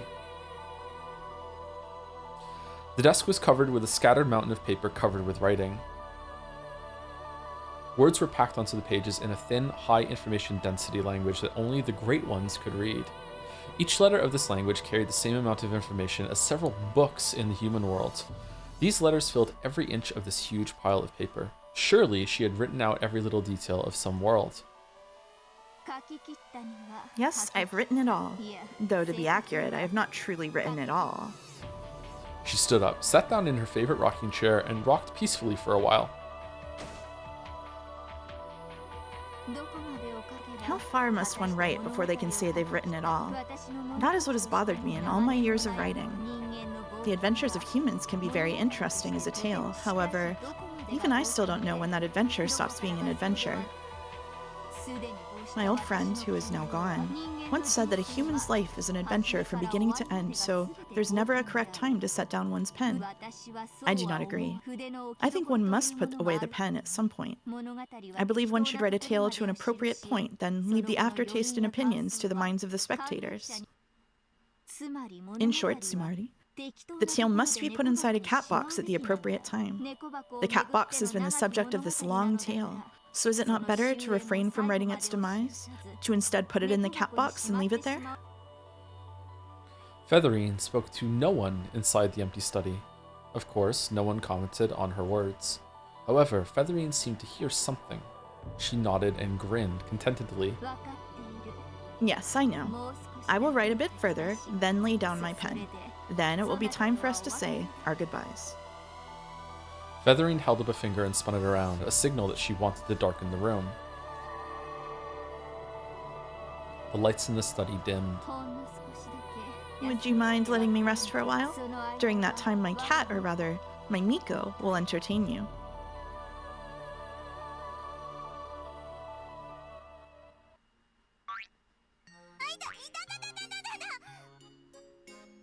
I'm... Ow. You suck. Can't you be less clumsy with that needle? Shut up. If you don't want it sewn by hand, I'll use a sewing machine. No machines. I want you to do it by hand. So please, just be a bit more gentle. Ow. It'll get better if you spit on it. Yuck. Don't just start licking me all of a sudden. I think this needle should be thick enough. This'll hurt like hell, so you'd better close your eyes. 5, 4, 3, 2. Don't say that right before you start. Yeah. But despite all this, the two of them truly were close. Though Lambda Delta had been brutally dismembered in the final fight, she had survived. But unfortunately, she was still dismembered. So Brincastle was sewing her arms and head back on with a needle and thread. The left arm, which was still waiting to be reattached, walked around on the bed impatiently with its index and middle fingers. Only the arms were left to do, so it looked like this would be finished soon. Then Erica returned, slamming the door open. Honey, I'm home. I'm home, my master. I bought some sesame salt. Why sesame salt? You aren't planning to put it in tea, are you? It's Erica's toy. Erica, did you bring your chopsticks? Yes, my master. Great detectives have their magnifying glasses. Fruto Erica has her chopsticks. Are you ready? Pour out that sesame salt and use those chopsticks to separate the sesame seeds from the salt. Yes, my master. Please watch my fantastic chopstick wielding skills. Yeah, good luck. When you're done, make sure you put everything back in the bag. Are you still bullying her like that? How rude. I'm playing with her. Katsuki on the side, covering his eyes. If I don't see the arrangement, then you can't recreate it later. Fuck. Oh shit, wrong button. Ah, yes, Erica. The mailman just came by with a letter addressed to you. A letter? I sense a crime calling to me. Don't tell me, I'll guess who sent it. Postmark is from heaven. It's probably Delana or someone. We're surprised you're still in touch. Just by the presence of this postmark. See how far Vercastel's reasoning has taken her. Oh my fucking god! Hey, you can't do that, my master. Van Dyne's ninth. It's forbidden to have multiple detectives. That was amazing! Then you better get out. So long, great detective Erica. My master, how could you? I'm Erica, Witch of Truth. I still can't tell if you two like each other or hate each other. Of course we hate each Look other. dismembered head. Yeah. You're the only one I love. How could you, my master? Lady Lambda Delta, it looks like there's not enough room for the two of us. Are you serious? Are you challenging the great Lambda Delta? Erica grinned and grabbed Lambda Delta's left arm, which had been walking around on the bed. I have here Lady Lambda Delta's arm, and here is the sliced opened end of her arm. Can't lie to you, I thought the tea party was going to go a little different. Erica grinned and wiggled her fingers menacingly. Wait, you weren't thinking. Let's see if my rival can handle this. Yeah. Stop it, that tickles! She tickled the inside of Lambda Delta's left arm. Apparently, she was extremely ticklish there. Incidentally, the open end of Lambda Delta's arm had cute, fluffy, white cotton candy poking out. Apparently, her body was made out of sweet candy with a bit of spice thrown in. Sugar, spice, and everything nice. Put your mind at ease, as there's nothing remotely terrifying about this scene. I was worried. Yeah, me too. Erica ran around screaming, I've defeated Lady Lambda Delta all by myself, just like my master! Lambda Delta growled and hissed at her. Bryn Castell kept on sewing, an exasperated look on her face. It was a very peaceful scene. So, what does the letter say? Anything about what Delanar and the others have been up to? Gertrude's son has been promoted to a full inquisitor or something. Well, good for her. Yay. Oh, in addition to her cat, she's got a meow woof now, too. What's a meow woof? What? You don't know? You're so out of touch. They've been all the rage lately. Even I got a female meow woof a few days back. You can make awesome konpeito with them, too. I'm totally lost, but I'll make sure I stay far away from your homemade food in the future. Cornelia-san is, ooh. During an Inquisitor exam, she found that she's really good at fighting, so she started combat training. Pretty hard to imagine her doing that, right? Well, there's all kinds of combat training. What's she doing? Looks like kickboxing and Chinese Kenpo. Could that be Ava's influence? I bet she'd fight pretty good standing on one leg. Good Oh! point. After all, she's been trained pretty well by a certain someone already. It also mentions Wilson. There's a surprise. Looks like Wilson hit it big on the foreign exchange market, and he's now living a life of leisure on the income from his real estate investments. Sounds like he started playing badminton lately, too. I'll bet he has a hellish coach. His butt's probably swollen by now. So, what about the Lanor? As usual, she's stamping things, sealing things, approving things, and sometimes even signing things.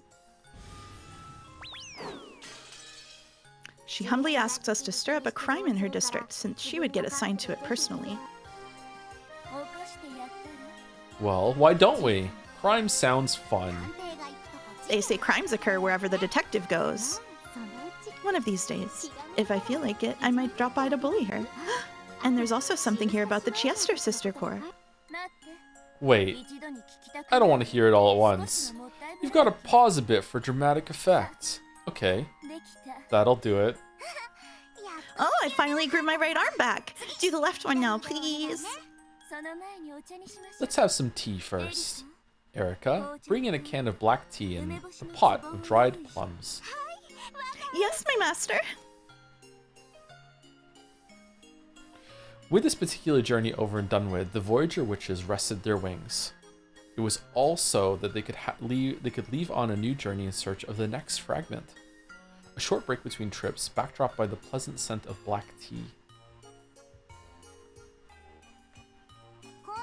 Where are you going this time? If you go north, I'm heading south.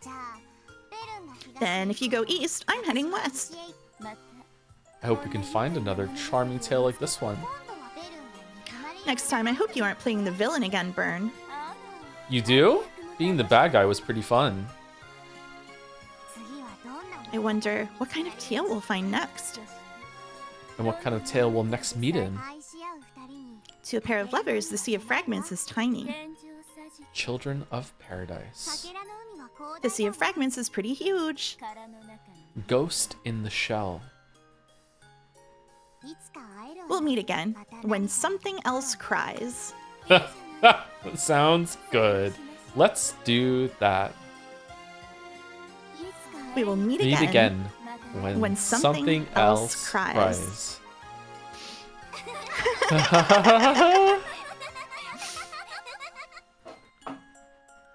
The happy voices of the witches faded into the distance. So long, everyone. See you again when something else cries.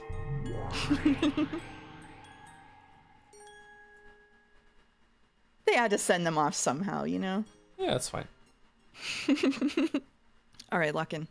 Lock in. Lock in. Episode 8 Tea Party. New elements. Question mark. All right.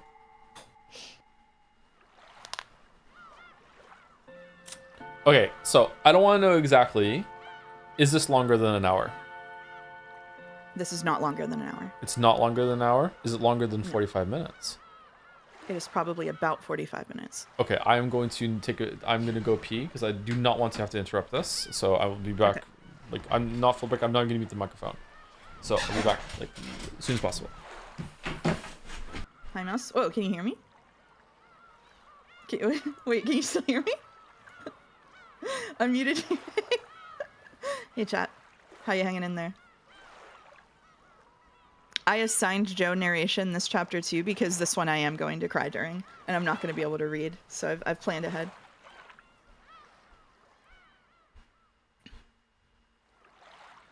This is the hardest part? Yeah, it is.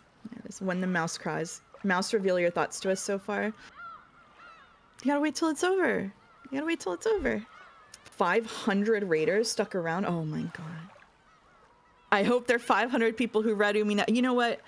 I am famously not anti-spoilers, so you know what? If this hooks you and gets you to read Umineko afterward, then, you know. Good job on the speed reading and the boat scene. I was dreading the boat scene. Hi, Mouse, please don't let Joe read another VN. I don't think I can do another year. I don't have another one cooked up yet that would take him a year, but Caconia could always release after Silent Hill F, so you never know. That's true. Can I get a TLDR? Witches are real. Hello. If Caconia was continued, would you want to read it together, like on stream, like for the first time with what we continued? Yeah. Like, yeah? Yeah. I would love to do that, yeah. That would be fun. Yeah, then we could theorize together, huh? We could, yeah. Yeah. Okay, so before I hit the button, let me see what the assignments are. I am... Okay. I shouldn't have to refer to that again. Okay. Yeah. All right, here we go.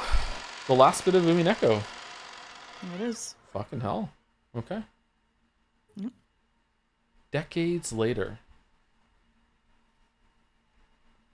You are very annoying today, kitty.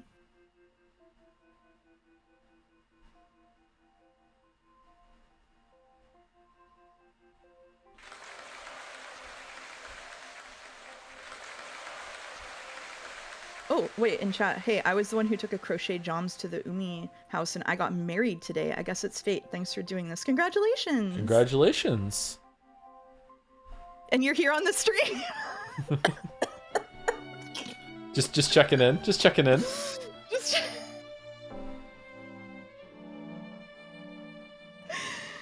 Congratulations. It was the largest banquet hall in this huge hotel. The many guests that filled the room chattered and applauded the person receiving an award trophy on top of the stage. The sign in front said, "Award ceremony from Japan's greatest publishers." And now, I would like to begin the novel category. The winner is that fantasy adventure novel we all know so well, the story that started a worldwide movement that continues to grow in leaps and bounds. Sakutaro's Great Adventure. The projector in front of the audience showed a brief summary of the series. It was a lengthy fantasy adventure novel that was already more than 8 installments long. The thrilling fantasy story told of the adventures of Sakutaro, a cowardly Vegeta lion who makes friends, learns through his experiences, and grows in his search for the one fragment. The main character's catchphrase, "I'll become the king of the beasts," was even one of the candidates for the Buzzwords of the Year award. In addition to being a thrill to read, the books also contained many messages for children to learn from, earning it high praise as an adventure novel that parents and kids could enjoy reading together. However, it hadn't received such praise from the beginning. For the first 6 volumes, it went almost entirely unnoticed. But last year, when foreign translations of the series began, it got its big break and suddenly became a huge topic of conversation. Even before this series, the author had created quite a lot of works, but none of those achieved any public acclaim. However, after this sudden rise in notoriety, her previous works were being reevaluated one after another. In that sense, it's probably fair to call her an author who went unrecognized for quite a long time.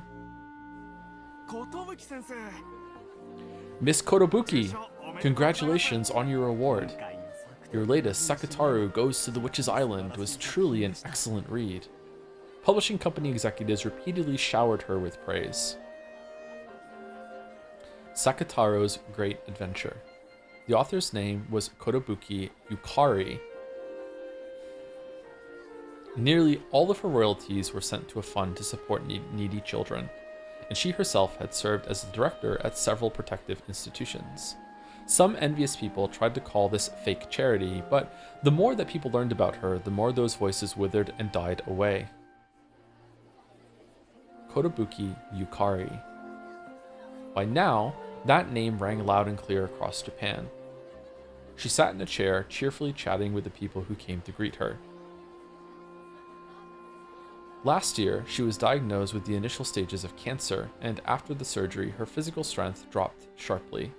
Because of this, even in the stand-up awards party, she was given a chair and sat down while greeting people. Some people lamented, saying that if only she had been 20, even 10 years younger, she might have left her mark in history as one of the greatest authors in the 21st century. It had taken so long for her to receive the praise she deserved. She could no longer be called young. Even so, her determination to write had not wavered in the slightest. The story had gone around that even during her stay in the hospital, most of her time had been spent typing away. She always said the same thing, that she hadn't finished telling everything she needed to tell. Did she mean that she hadn't fully completed Sakataru's great adventure? When that question was asked by a journalist, this is how she answered. If, by writing even one more book, I can teach just one more child how to find happiness, then I will spend the rest of my life writing every book, every page that I can, because I still haven't fully conveyed the precious teachings I was given. Miss Kotobuki, congratulations on your reward. I hear the movie adaptation has been getting splendid reviews as well. If you keep this up, you might even pass up Harry the Potato's record. Thank you very much for your kind words. It's more than I deserve. Oh, I forgot to tell you. My name is X, head of Company X's first editorial department. It is an honor to meet you. I hope we have a chance to work together sometime. Actually, Miss Kotobuki, I apologize for being abrupt, but have you heard of the novelist known as Hachido Toya? Hachijo Toya, you say? She remembered that name from several decades ago. She hadn't expected to ever hear it again. Do you know that name? Have you met Hachijo by any chance? No, I haven't. I did go to visit once, but I was an unknown back then. And since I suddenly barged into the publishing company office, it's hardly surprising I was refused an interview. Oh, I didn't know that. Could it be that you're a fan of Hachijo's work? No. I just wanted to find out what sort of person she was. I see. Well, the truth is, about that novelist, Hachijo Toya would like to meet with you discreetly. To meet with me? Yes. Not as a formal interview, but personally, off the record. If you're interested, we would be happy to arrange the meeting. But, of course, this has nothing to do with work. Hachijo Toya wants to meet Kotobuki Yukari. Just like how I realized that, oh my god, Itaoi Kokoro was Hachijo Toya. Did she use my name to figure out my identity? The Rikendra mystery has been called one of the greatest social phenomena at the turn of the century. That uproar, which dragged in enthusiasts from across the world, suddenly subsided after an event held by Hachijo Toya, where she was going to unveil the diary of Ushiromiya Eva, which contained the truth. Though she had set up the event herself, she then outrageously disappeared without releasing the contents of the diary, drawing harsh criticism for doing so. However, a very, very obvious feeling had been revived in the public sphere, that they had been prying into a terrible accident with many victims purely out of curiosity, and so the frenzy surrounding the Rikendra mystery had faded away quietly. Hachijo Toya. No. Ito Ikukuro. She caught the public eye as a forger of Rikendra mysteries. She claimed to have reached the truth and released groundbreaking works of fiction one after another. She became famous as the driving force behind the Rikendra mystery. After realizing that Kokoro was Hachijo Toya, I went to her publishing company to ask for an interview, but I didn't get one. At the time, I despised her. Back in the beginning, I thought she might have used the Rikendra mystery as a publicity stunt to advance herself, but now I feel a bit grateful to her. If she hadn't refused to show the diary in such an outrageous way, the Rikendra cat box might still be the plaything of countless goats. She was indeed a forger who had toyed with the cat box, and I still had an uneasy feeling about her. However, at the same time, she was the one who, practically speaking, allowed Rikendra to rest in peace. And did she really reach the truth? How had she reached something that seemed infinitely close to the truth, even from my perspective? Even now, after all these years, that's something I've wanted to know.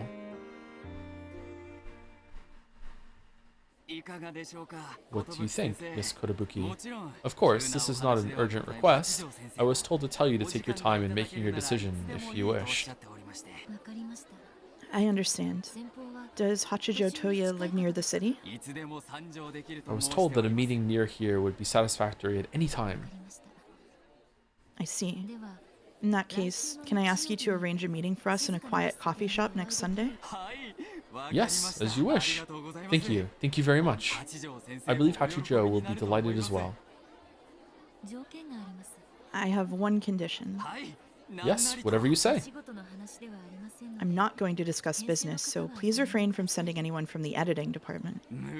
But of course, we will do as you say. Madam Hachijo and I will meet alone, just the two of us. Can I count on you to keep that promise? Well, as to that, we would appreciate it if you kept this quiet, but What is it? well, the truth is, the works of Hachijo Toya were written by two people. To the outside world, those books were written by a single female author, but there's actually a second author, a male one. The pair of them asked for a chance to meet you. Okay, so how did I get this? But I still don't understand parts of the Sekimeya, even after it explains it to me. What the fuck? Sekiman neglected the heart. As soon as I heard that, I felt a premonition. How had Hachijo Toya, a person with no connections to the Ushiromiya family, managed to write about it in such detail? Oh, and now Angie has a new name, so Burncastle's red statement is right. Maybe. And Battler really did die with Beatrice there. That's where it went. The memory went. I was already feeling a premonition of a certain kind of miracle. I really like that. That's really good. I like that a lot. When I left on my journey, I abandoned the name of Ushiromiya Angie and stepped into a new life.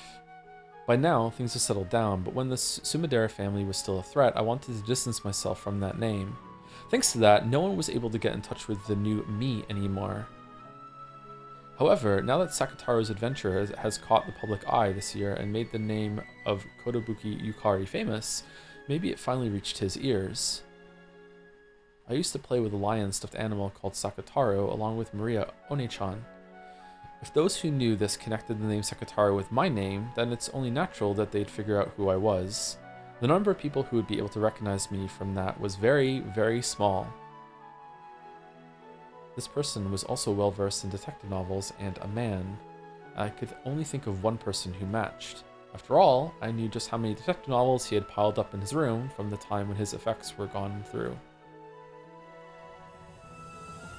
It was almost the time we had arranged for our meeting. My heart was racing, almost like a girl in love for the first time.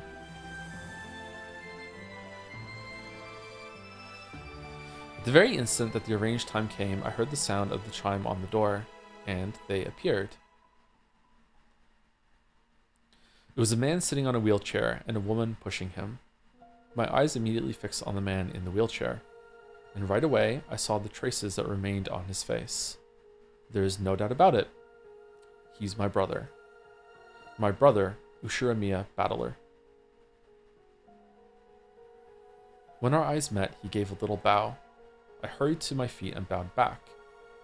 It was a somewhat exaggerated and silly way for a pair of siblings to greet each other after several decades apart. However, my mind was already blank. The miracle I had waited for all this time was now a reality. Are you Miss Kotobuki Yukari? Yes, I am. And you two must be Hachijo Toya. It's a pleasure to meet you. Thank you very much for letting us borrow your precious time today. My name is Hachijo Ikuko. I'm mostly in charge of the actual writing. This is Toya. He mostly handles the drafting. Though the woman who called herself Ikuko was far older than me, she seemed to be unbelievably youthful. It wasn't because she was good with makeup or dressed like a younger woman.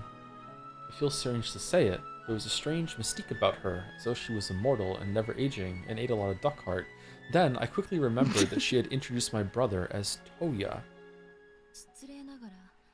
Pardon me for asking, but are you two married? We are not married, but we have been together for a long time. True, looking back on it, it really has been a long time. It's so fucked to hear his voice. My brother smiled as he spoke. When I learned that, at least for him, those long decades hadn't been a period of isolation and loneliness. I felt an incredible sense of peace and relief. Before I knew it, he was staring back into my face. Well, I was just 6 years old the last time we met. It must be hard for him to find any traces he can recognize. However, I'm sure he recognized something just the same. We kept stealing glances at each other and looking away like a couple on a blind date. Fuck you, chat, with your fucking pen. We were both at an age where outside appearances matter to us. Even though we both knew we wouldn't let our polite exterior falter. This humorous exchange was extremely embarrassing. I thought it would be a fated reunion, that we would hold each other and sob tears of gratitude together. However, reality seemed to be different. But that's fine.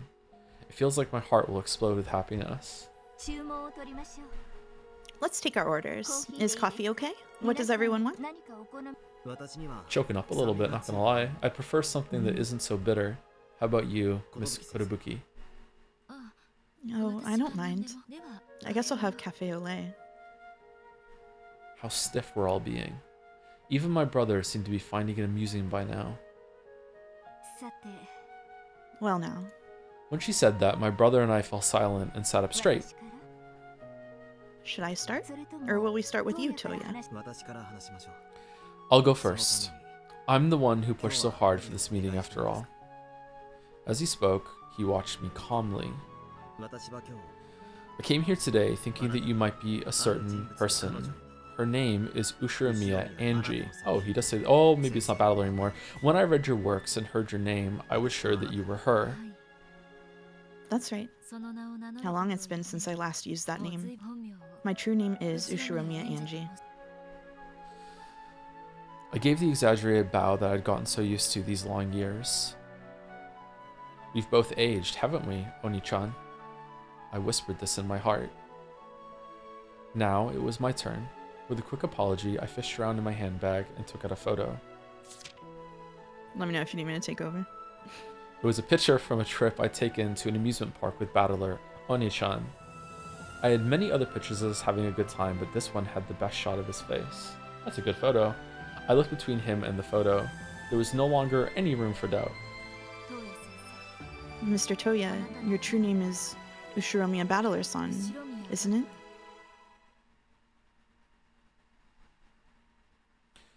The hands of the clock inside me stopped. I wanted him to answer with a yes.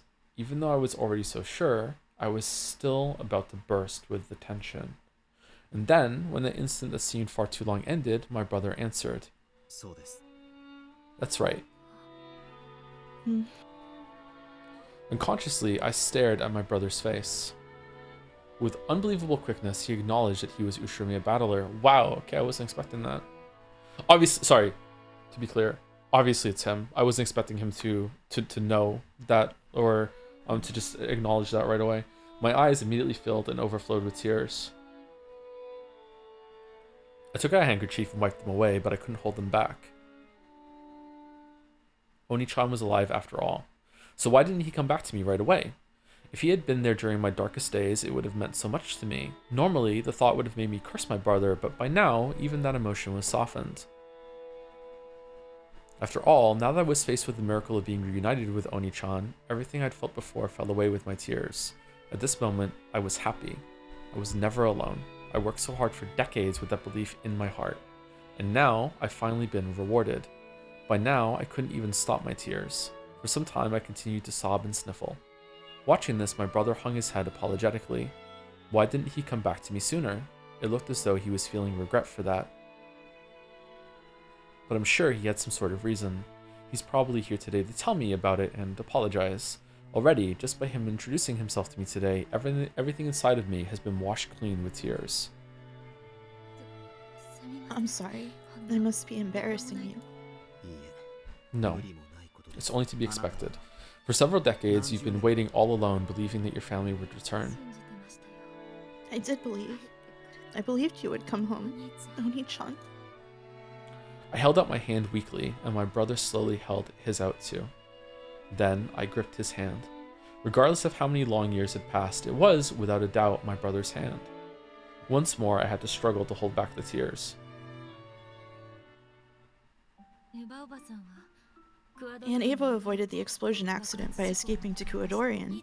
How did you escape the accident, Nissan? On that day, I escaped through the underground passage. The one that goes to Kuadorian? I was told that an underground passage led to a hidden mansion on the opposite side of the island. However, the place we escaped to was a submarine base, not Kuadorian. I don't know why my brother entered the underground passage on that day. At any rate, he went into the underground passage, and unlike Aunt Ava, he escaped to the submarine base. There, he escaped the explosion and survived. After that, I got away on a motorboat. However, I must have capsized somewhere along the way. It must have? Please forgive him. Toya suffers from memory loss. His memory from around the time he was drowning in the ocean is hazy. Could it be that he forgot he was Ushiromiya battler for a while? That is correct. Yes, that explains nearly all of the riddles. My brother escaped from the explosion, but either his boat capsized during his escape from the island or he fell overboard. Afterwards, he must have drifted somewhere, wandered about half-conscious, and probably got into a traffic accident. On that day, he was lying on the road. If she had found me even a little later, I probably wouldn't have opened my eyes again. I believe you suspected that I was the one who hit you for quite some time. That was right. Hey, I've already apologized for that. This explains pretty much everything. Either because of the time he nearly drowned or because of the traffic accident, my brother's memory was damaged. His memory probably came back eventually. However, by that time, I had already set foot into my new life as Korobuki Yukari. Only a handful of people, including President Okunogi, knew where I was. Even if my brother wanted to contact me, there was a very good chance that he wouldn't be able to. Ironically, the name I abandoned when I decided to live in the future delayed my reunion with my brother for so long. In that sense, I am responsible. I did it to myself. However, I'm sure I received the message my brother sent me. That message was, Itoi Kukoro. I realized that Kukoro, the forger who claimed to have reached the truth, was actually Hachijo Toya. Then, I requested a meeting with her through the publishing company to question her about why she was so sure she'd reached the truth. However, I wasn't granted a meeting. In the end, I heard nothing from them, and it's taken all these decades for me to meet Hachijo Toya. If the publishing company had only passed my message on, we could have been reunited so much sooner. However, at the time, I was just a bourgeois girl who liked to throw money around. Why would they pass on my message when I just barged in with no introduction and demanded to meet the famous and popular Hachijo Toya?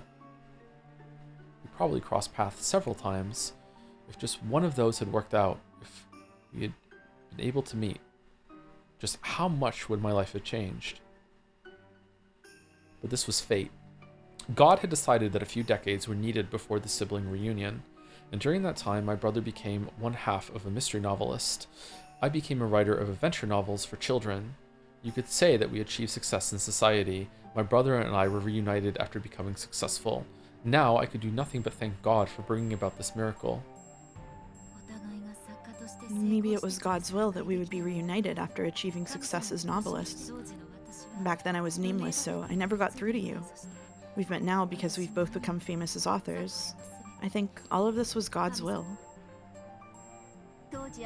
At the time, we heard through the publishing company that you wanted to have an interview with us. They said that a fan who discovered Itoi Kukuro's true identity wanted to talk to her. You must have had dozens of fans dying for an interview. You couldn't possibly go to meet all of them. No. They let us know that your name was Ushiromiya Angie. At the time, I had already realized that Toya's true name was Ushiromiya Battler, so I thought you should be given a chance to meet him. I refused. My brother said that to me.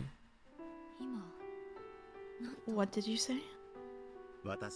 I refused, because I didn't want to meet you. Once more, my brother spoke clearly. I was completely confused. I could only sit there in shock and silence, waiting for the words that were sure to follow. I believe I already mentioned that Toya suffered from memory loss. And then, one day... Why did you refuse when you knew it was me? I cut through Ikuko's words and questioned him directly. What reason could my brother have for rejecting me? I couldn't think of anything. That unpleasant emotion brought up long-forgotten feelings of anger inside me. You must have known that your little sister was living all alone, being crushed by loneliness. So why did you refuse to meet me? My brother hung his head. It seemed like he was lost for words. Lost for words and apologetic. More lost for words and apologetic? There was nothing shy about his appearance, and I questioned him again in an even louder voice. When I asked for an appointment with Hachijo Toya, Kokoro was already famous as a forger. Why did Kokoro's forgeries reach the truth? It's obvious. My brother, Ushimiya Battler, explained to her what happened on the island in detail. So, the appearance of Kokoro proves that my brother's memory had returned. Therefore, he can't excuse himself by saying that he didn't remember me. In fact, in reality, he didn't try to make excuses.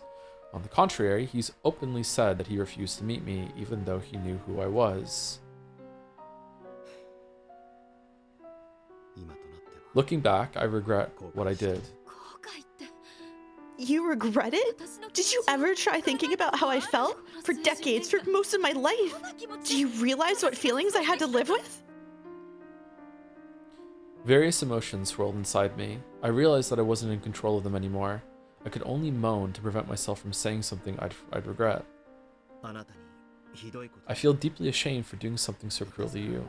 That's why I've searched for you ever since then. For your sake and for mine, I should have met you much earlier.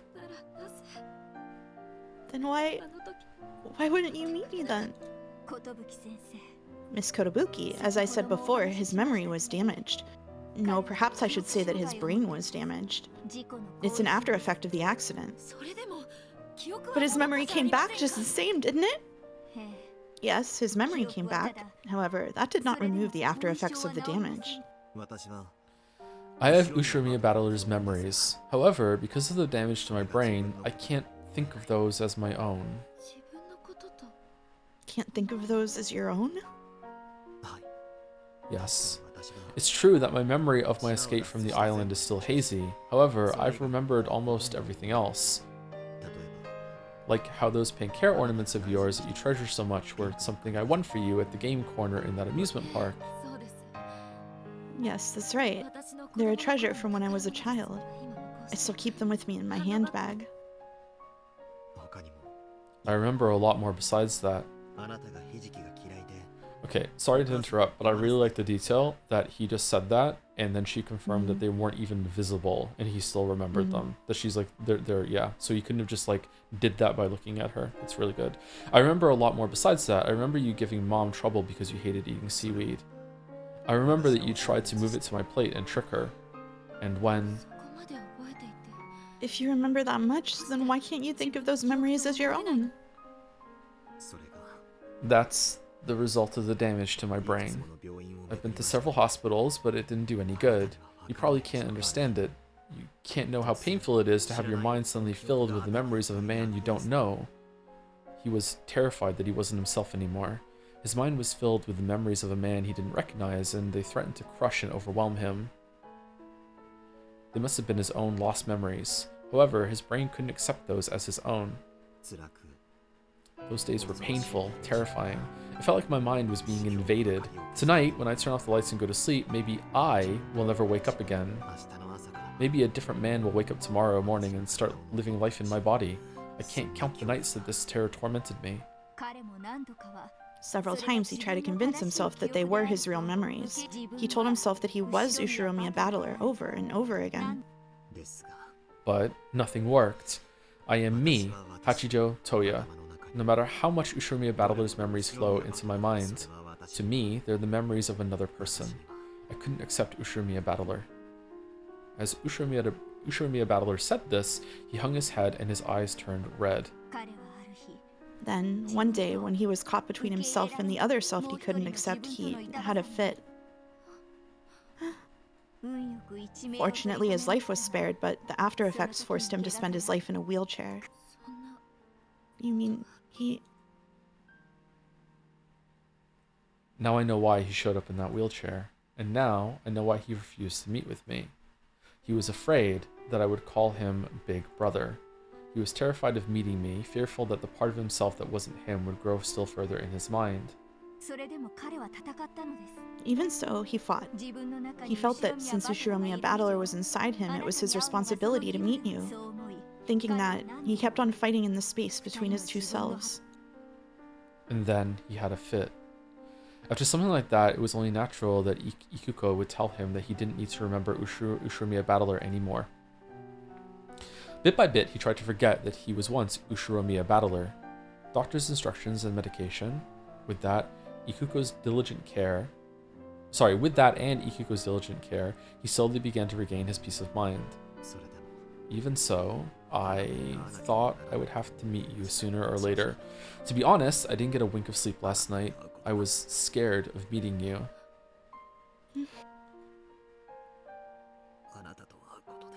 If I met you, would I die?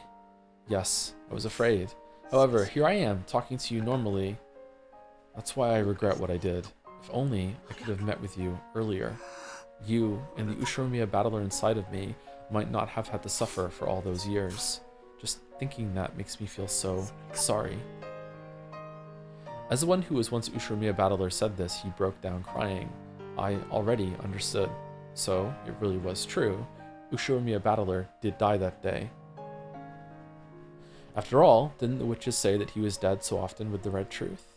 How pathetic for the Witch of Resurrection, the Witch of the Future, who swore that everyone would be together always. Toya-san, please raise your head. Miss Kotobuki.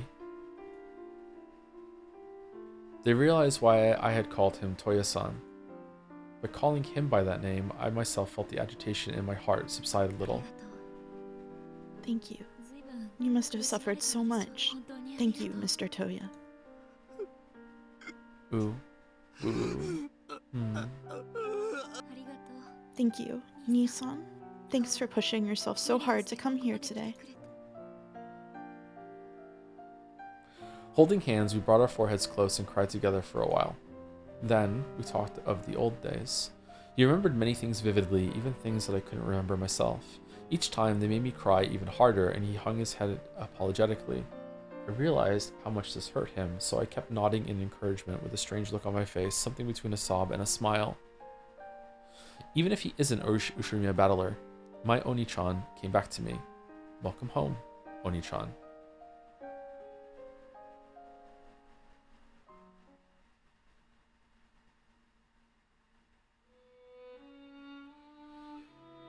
It had already gotten dark outside. Even though he had come from far away, he was willing to stay as late as this. We left the store. It's probably best if I don't meet with Mr. Toya again. It will cause him pain, and of course, I'll find myself bound to the past again. Even so, just one more time. There was one place I felt I had to show him. Mr. Toya, would you mind meeting with me just one last time? There's a place I feel I need to show you. Sure, I don't mind. From my handbag, I pulled an invitation written on a folded up piece of A4 paper. The pair of them spread it out. My, now this looks like a splendid event. Come to think of it, you've been involved in a lot of things besides novels, haven't you? Would you lend me your time just once more on that day? That way I think both me and my brother will be satisfied. I think it might also be a chance for you to free yourself from the weight of my brother's memory, Mr. Toya. I don't believe we have any plans for then, as long as we can finish the afterword for the book. Okay, Miss Kotobuki. We'd be happy to join you. Thank you, Mr. Toya.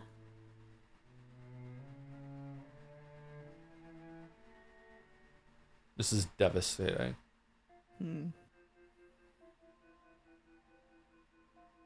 The cold October night was a reminder that winter was approaching. The two people who called themselves Hachijo Toya visited the city once again by Angie's invitation. A car stopped in front of a large building. Ikuko unfolded the wheelchair with a practiced hand, lent a shoulder to Toya as he got out of the passenger seat, and helped him into the chair. You look splendid. The Fukuin House. It's my first time coming here, but I know it well. I believe it's the institution for children that was funded by the Ushiromiya family. Madam Ikuko, Mr. Toya, allow us to welcome you to the Fukuen house. They were welcomed by Angie and some staff members. This was the Fukuen House, a welfare institution for unfortunate children who had lost their parents. In the past, this institution had been established thanks to Ushimiya Kinzo's support. However, that support had been interrupted, and the Fukuen House had been forced to shut down for a time. Decades passed, and now the institution would be revived by the hand of Kotobuki Yukari. It's a pleasure to see you again, Miss Kotobuki. Thank you for inviting us. The two of us want you to have this. It's not much, but I hope the children enjoy it. That's not the reason I invited you here. My apologies. Don't worry about that. The tales of the future are always woven by children. After all, without them, the tale of humans will not continue. Children are treasures, so please let this be useful. Thank you very much. We have a form for donations, so if it isn't too much trouble... The Fukuen House had been drastically remodeled in recent years, in the hopes that children would one day be able to remember this as a fun place, and she used her own money to massively remodel it into a beautiful establishment. By now, she'd accumulated a lot of wealth as a novelist, but even without that, she'd been saving the tens of millions of yen she got from the Ushimiya Group each year under the name of living expenses. This money had been used generously to help the children.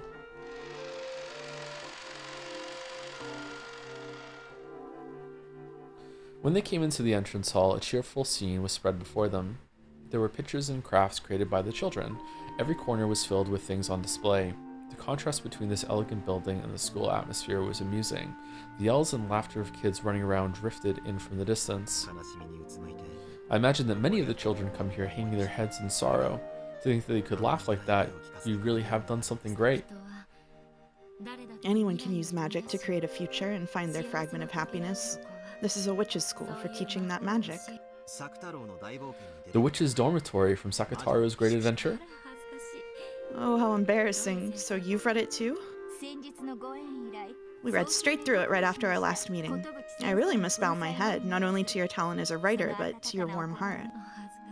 How embarrassing. This way, straight to the end. Pushing Toya's wheelchair, we advanced through the corridor and reached the great doors at the end. The happy voices of children came from the other side. Apparently, this was where tonight's party was being held. There were several jack-o'-lanterns cut out of origami. Tonight was the Fukuen House's Halloween party.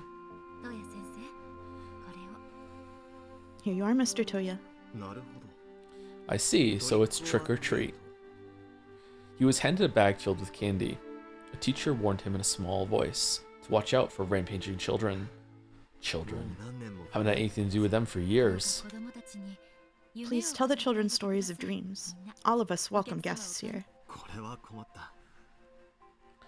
That's tricky. What should I tell them? When you're handing in your manuscript, choose your publishing company wisely. Don't pay attention to reader polls?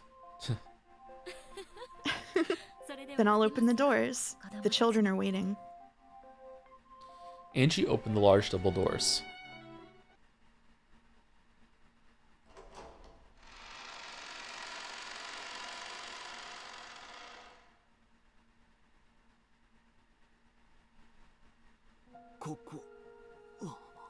This is... At the side of the hall, Toya opened his mouth in wide-eyed shock. This was the Great Hall of the Ushiromiya Mansion. No, that's impossible. This is definitely the Fukuen House, but its hall was just like the one in the Rikkenjima Mansion. What a splendid hall. This is a replica of the hall in the Ushiromiya Mansion on Rikkenjima. Yes, I reproduced it as well as my memory would let me. The details might be wrong, though.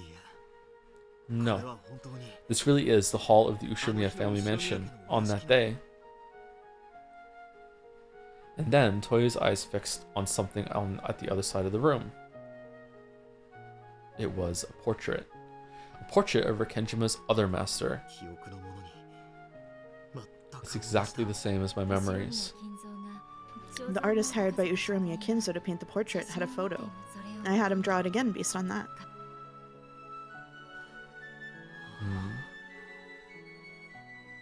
I was simply frozen in shock. The long, large table was filled with Halloween party food and surrounded with children stuffing themselves. The teacher said, "Everyone, we have guests." The children all looked at us at once, then stood up and ran forward.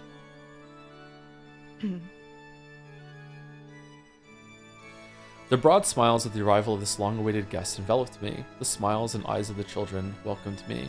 Yeah, I know. I know all your faces.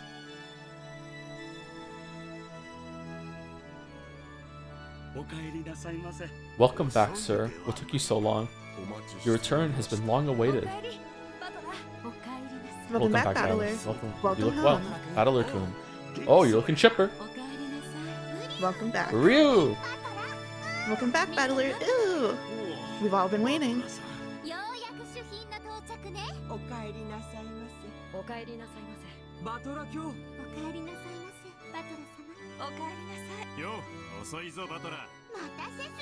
There is a bit more to read at the end of this. So you know.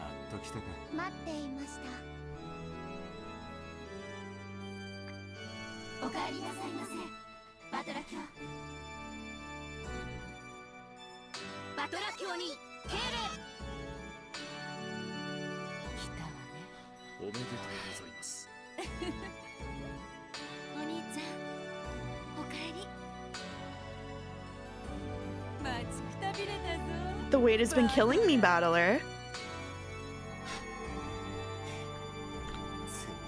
Sorry it took me a while to get here. Why are you sitting in that ridiculous wheelchair? Come now, take my hand and stand up straight.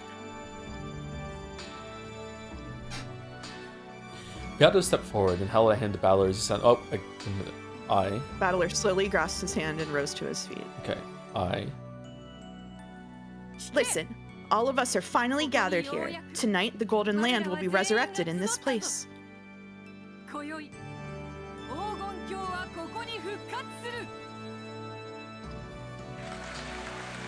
An explosive applause greeted Battler. Everyone was there. Everyone. Then Beato hugged Battler, strongly, tightly, as though she would never let him go. I'm so glad you came home.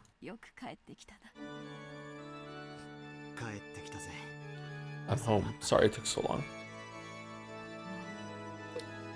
I won't let go again. Yeah, I'm not letting go either. We'll be together for all eternity. For all eternity.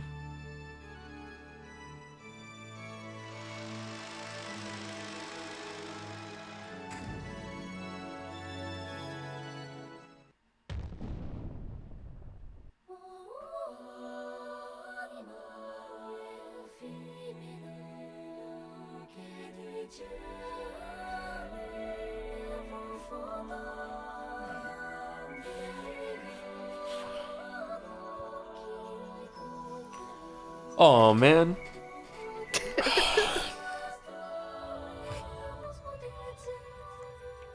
They finally got you, dude. Yeah, they did. That was not fair. Holy shit. That was not fair.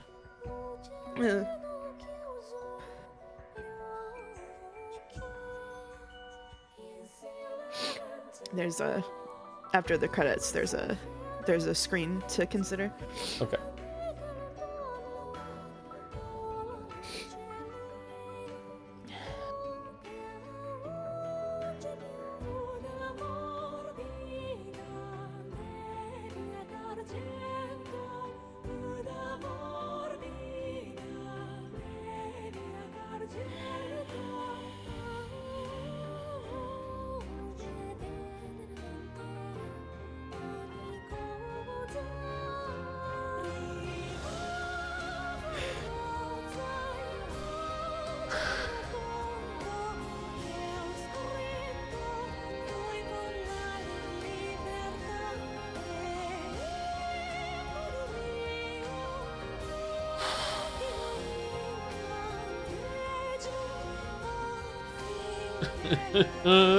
Sorry, I'm afraid to talk on my breakdown. Holy shit. Yeah, I had to scroll past those fucking screens from the end while I was doing the voice assignments. That I kept crying every time I looked at those fucking screens.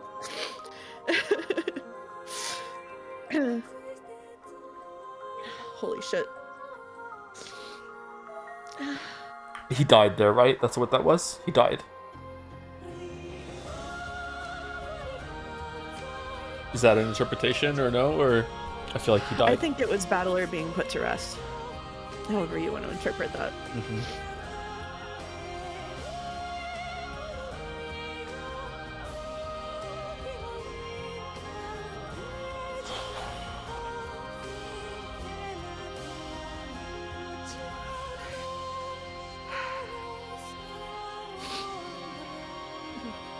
There's one more line to read. Then you're gonna be done. Okay. Lock in. One line. How hard could it be?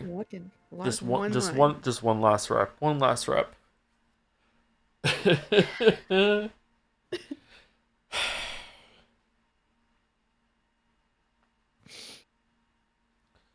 dedicate this tale to my beloved witch, Beatrice. There you go.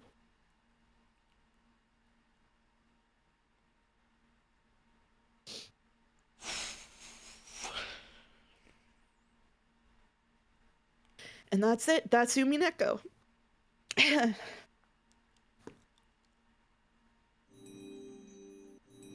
My fucking hubris. I didn't even bring tissues.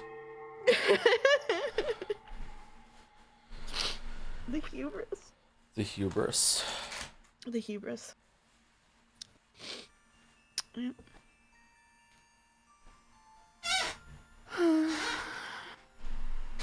Well. Is this the part where you give it a rating out of 10? 6. So about the same as Mario Odyssey? About the same as Mario Odyssey, yeah. Yeah. Oh man. Fucker can write. That was paced really well. He can do it. Fucking hell. So one thing that I said in Umiful is that I think he's better at writing things happening than when he's not having to like impart information at the same time. Like I think he was focusing really hard on constructing the mysteries, and so a lot of it kind of lagged because he was trying to like impart a lot of information.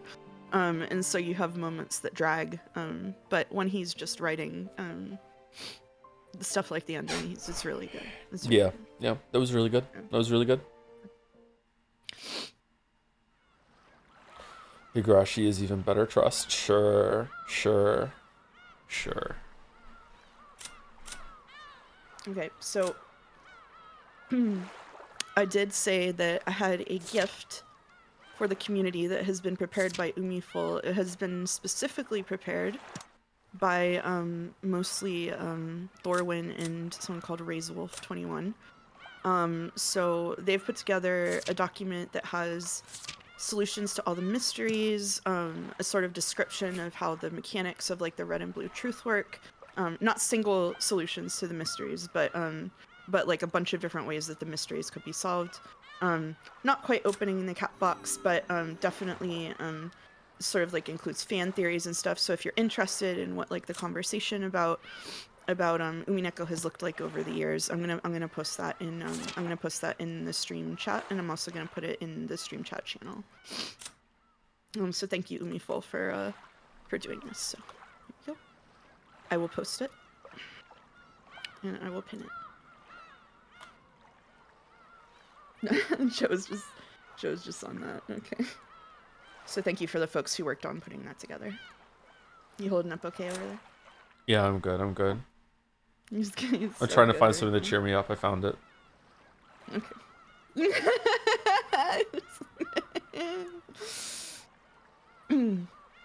There was a lot of CG in the last episode. Yeah. I went all out on that one.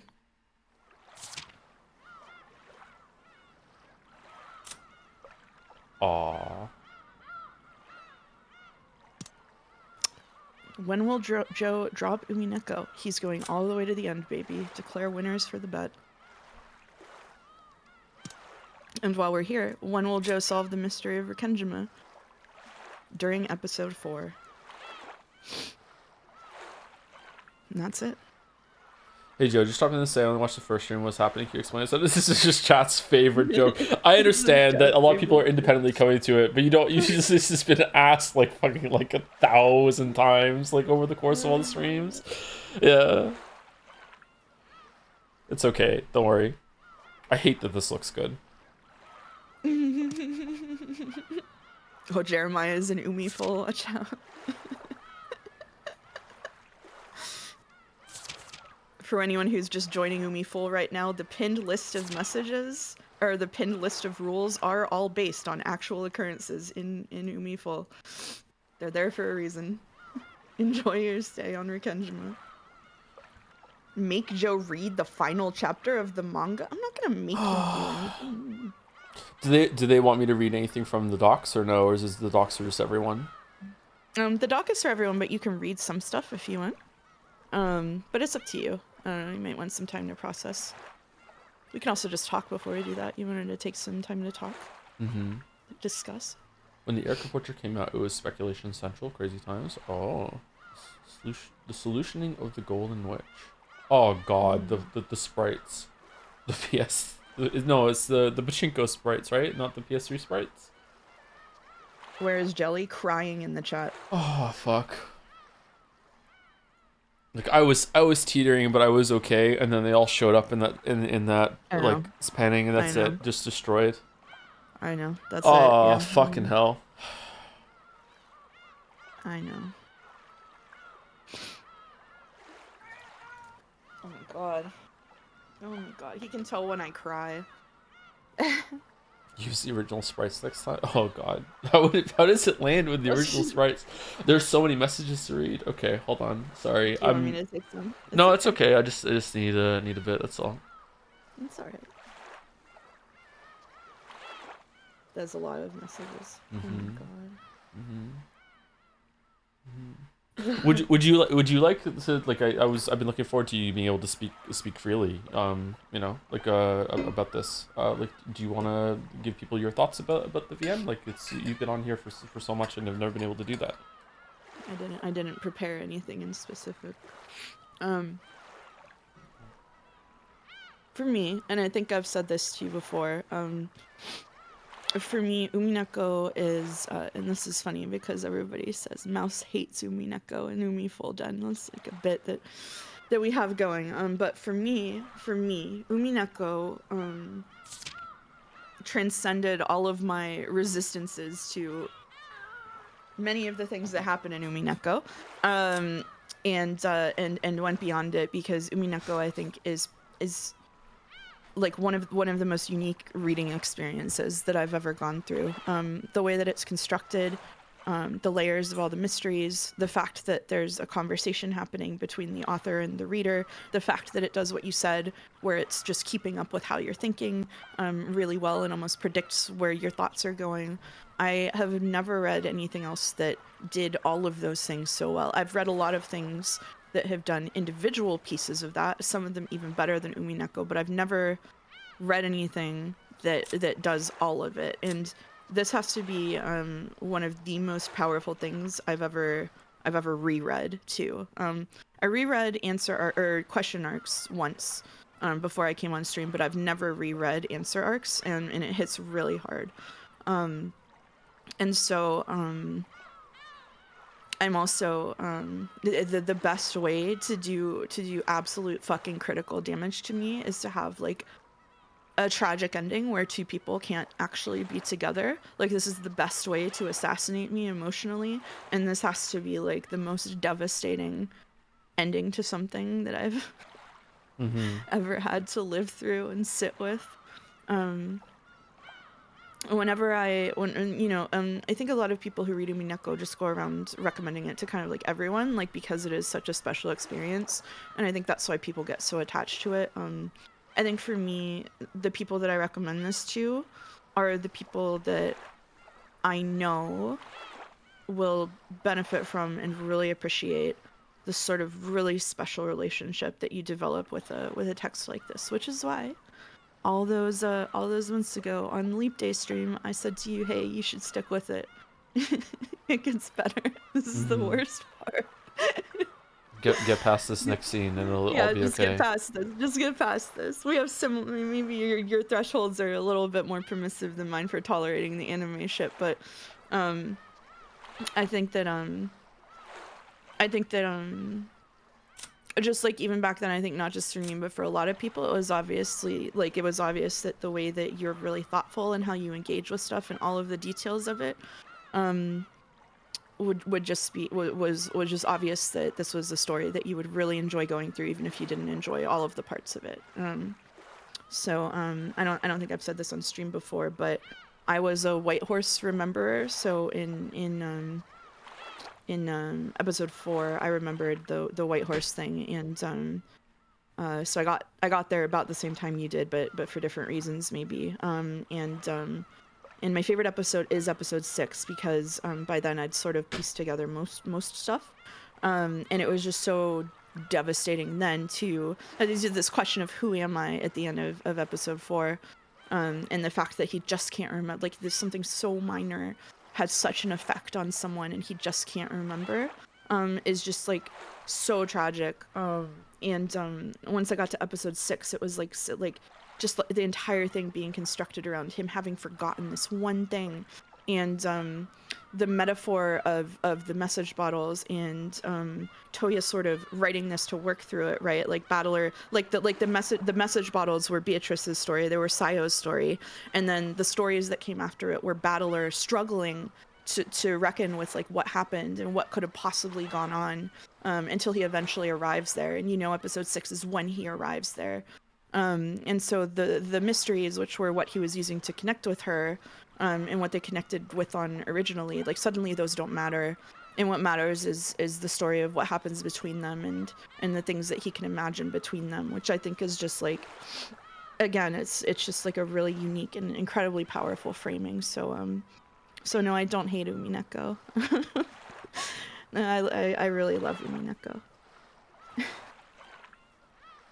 Yeah, I really love how the story, it's crazy that it gets saved till the end too, but it wrapping up with the fact that Battler and Ikuko, I guess Toya and Ikuko are working together to kind of process the memories in his head and using creativity as like as a therapeutic process. I also use writing as a therapeutic process, and so the fact that they were working through it that way was just really relatable to me. It recontextualizes the whole thing. And going back through it, I think what's really special is that you can see, like, in the first two episodes, this is Sayo's voice, even if you didn't know it at the time. This is Sayo's description of the family and Sayo's understanding of the family. But after that, you see Toya digging through Battler's memories, sort of figuring out what his family was like, remembering what they were really like, at least in his perspective, and the characters change as they go. And at some points, it's like the characters don't even matter. Like episode 5, they're just playing around with the characters, and they feel flimsier because it's doing other kinds of work. But at the end, you do have this cast of characters that you have like this deep relationship with, and all of them have so many layers to them. Some of them obviously get more attention to them than others, like Kraus is underdeveloped, but most of the characters just feel so multi-layered. It does feel like a family. It feels like a family, and it's really hard to walk away from, which is why the ending is so brutal. The characters are very real. That's why it's like the other something else that ends in a similar way without spoilers is I love the show. It's the show 6 Feet Under, and the ending, the last scene of 6 Feet Under also just annihilates me. I cry at the end of that too. Like, it's just, my God. Yeah. I remember when I watched that. Yeah. It was the same for me. Yeah. I think that the ending has raised a lot of questions. I didn't think it was going to go this way. So like, I'm not really, I don't know if I'm asking for an answer right now, or if it's just to bring it up to think about, because I think I'd rather like to simmer with it for a while longer. Like, in reality, the reality that happened on the island, like when Battler, like before Battler got on the motorboat, like do we think that he had remembered everything was Sayo when he left, or do we think that like when he was writing like the his own episodes, is that when he figured it out? Like when he gets to that part where in the story in episode 6 he actually, and I remember who what happened, like who you are. Is that him like years later writing in that mansion being like, oh my god, I figured out now why this happened, it was because of me, like I get it, oh my oh fucking hell, or did he actually figure it out on the island itself before he left? Like I don't, maybe it's meant to be up to you to decide that, but it's an interesting thought already. Chad is already saying manga answers that. So yeah, so the manga has a lot of, so Ryukishi has decreed that the manga is canon, like canon, that answers a lot of questions like this. But a lot of people, it's interesting, a lot of people dislike the manga for that reason, because they preferred it to be left unknown, because it seemed more in line with the sort of cat box idea. But the manga, I think, is for a different kind of reader who likes to have the solid answers to these things. The manga also has some really powerful sections, I think, that really benefit the story. But yeah. I think this used the medium to really in a really good way. I would be curious to see. I doubt it could be translatable because a lot of it's visual. But I'd be curious to see how I would rate the characterization of everyone in the family if it was just text, because when you're just dealing with text, it's extremely difficult to have unique voices, unique perspectives, for the characters to come through and everything that they do. And I feel like that probably the second best thing that this does. First best thing that it does for me is, again, that we just spoke about with the predictive writing, which is just constantly like making you feel like you're getting a little bit ahead, but then no, it calls you out on it, and that's and it feels like, and then Battler surpasses you, and suddenly you're on Angie. You're where Angie is instead, which I think is just like actually one of the most powerful transitions I've seen happen in fiction, is swapping you to Angie's perspective just in time for you to kind of take, like, it's crazy, but she's still not like front loaded into the story. But you are in the position of Angie even before the story sort of turns its attention to her, which I think is just like amazing work. There you go. There she is. This I would put below. It kind of seems juvenile to rank like what I like about it, but like close to that, number 2, whatever, is how strong the characters are. And I wonder how much of that is like the voice acting performances in the background. I don't speak their language, but I can still hear the difference, right? Like having their sprites on there, like conveying a lot of emotion, like how they present themselves is very important to the characters as well. But I feel like their voices, just the voices in the text, are still distinct enough, and how they act and what they do. It's really hard to do that. So it's really impressive that they have such a varied cast that brings so much to the story. I do wish that Kraus was developed a little bit more. I also wish that they returned to Rosa and Maria a little bit more. I wish that came back a little bit. Yeah. There's a lot of balls being juggled throughout this. Yeah. Yep. But yeah, like I still think that I don't know how to process Answers arc. See, after episode 5 into episode 6. There was like a big upset to me in the story. Maybe some of you were here for it. There was a big upset to the story with me, and it's kind of hard to process a lot of stuff that happened around that time. Like it was because like, and I feel like it's a what's the word I'm looking for? Something to be celebrated. I can't think of the right word. It's a positive thing, or it's a credit to how well it's written, that I had to give up a lot of what I enjoyed in Questions arc, and the way that I'm viewing that story now is that I don't know, maybe people can disagree with you. I feel like it's intentional. I feel like you're meant to realize that, and let go of that mystery, and let go. You can still, there's still a solution there. You can still work through it, but like I feel like how you were like lured in with that, and you have to be able to let it go. But that was upsetting to go through. It was probably worse to do it on stream with a bunch of people that got extremely upset with going that too. So, but that was what was, I think, really frustrating for me and maybe a lot of other readers about it, was because you were literally going through like the intended experience, even if you weren't articulating it in a way that they liked. Like, you're supposed to feel put off by Erica. You're supposed to think she's ridiculous. You're supposed to feel like it's not fair. You're supposed to, like, even the fact that the solutions to the 5 and 6 mysteries are fucking bullshit. Like, the whole thing is supposed to yank the rug out from under you. And it's doing, and this is what Ryukishi is good at, right? It's doing like multiple kinds of work, because it's doing, literally, it's restructuring the story to prepare for the end.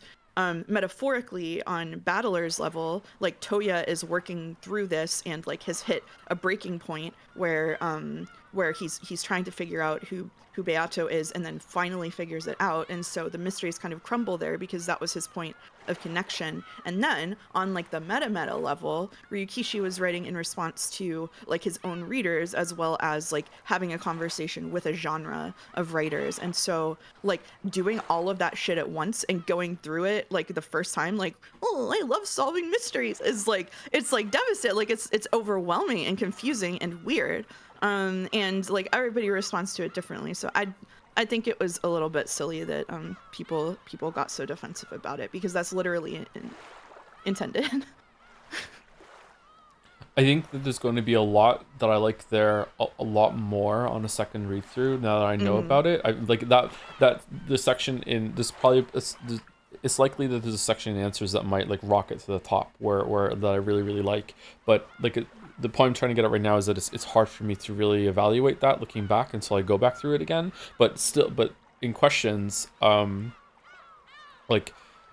whole setup of episode 1 was really good, and this feeling of dread that just keeps on going, and that's a dead angle is just fucking perfect throughout that. It's like episode 1 is just incredible after the parlor scene. Like it's fucking like so enthralling.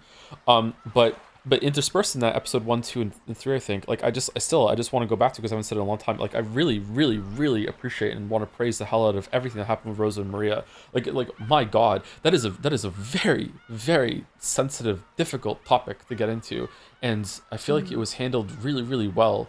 And lays up and sets up like simultaneously like how these characters act with each other, how the family interacts with each other, like the generational trauma bit, like, but is also talking about like societal issues about like with like raising kids and like what it's like to be a single mother or a single parent. But it's also setting up like everything to do with like magic and perception and like as a coping mechanism, and some good things about love and some bad things about love, and viewing it with love, and what magic even is, and just like usually I say that if a scene is doing more than one thing at once, then it's good. There are those scenes are doing like fucking 10 things at once. Yep. You know, like fucking hell. Like all of the scenes are so layered. It's why a second read through is like just incredible. Like how and it's crazy too. Like on the first read through, I fucking despised 2 and I despised 5. I could not stand them. And on the second read through, and hearing how you reacted to it, I was like, oh shit, episode 2 kind of pops off. Like, holy shit. And then we got to episode 5, and it's like probably still my least favorite, but like having the knowledge of everything that episode 5 was doing, like just dramatically changes how I was reading the different scenes. So yeah. I'm stunned actually that when we get to the end of this, I thought it was going to be an ending that was going to give me some amount of closure, but also was going to just be like, okay, and you know, we have to bring this down to an end. And then I was going to read through it again at some point in the future, and I was going to read through it armed with the knowledge of everything that happened to do with Sayo, basically. It's like everything to do with Sayo and all the character things behind the scenes. But instead, like at the very end, now I have this whole other layer of being like, okay, well, how much of this, like, the authorship of every single episode is now a big deal about that. So what are they trying to work through when they write this? Like, how much of this is Toya trying to come to conclusions, and maybe the manga makes it more clear. I'm not sure, but like there's a whole other layer to this I wasn't appreciating. It's good. Someone wants the Beato Battler one. Which one? Oh, do you want this one?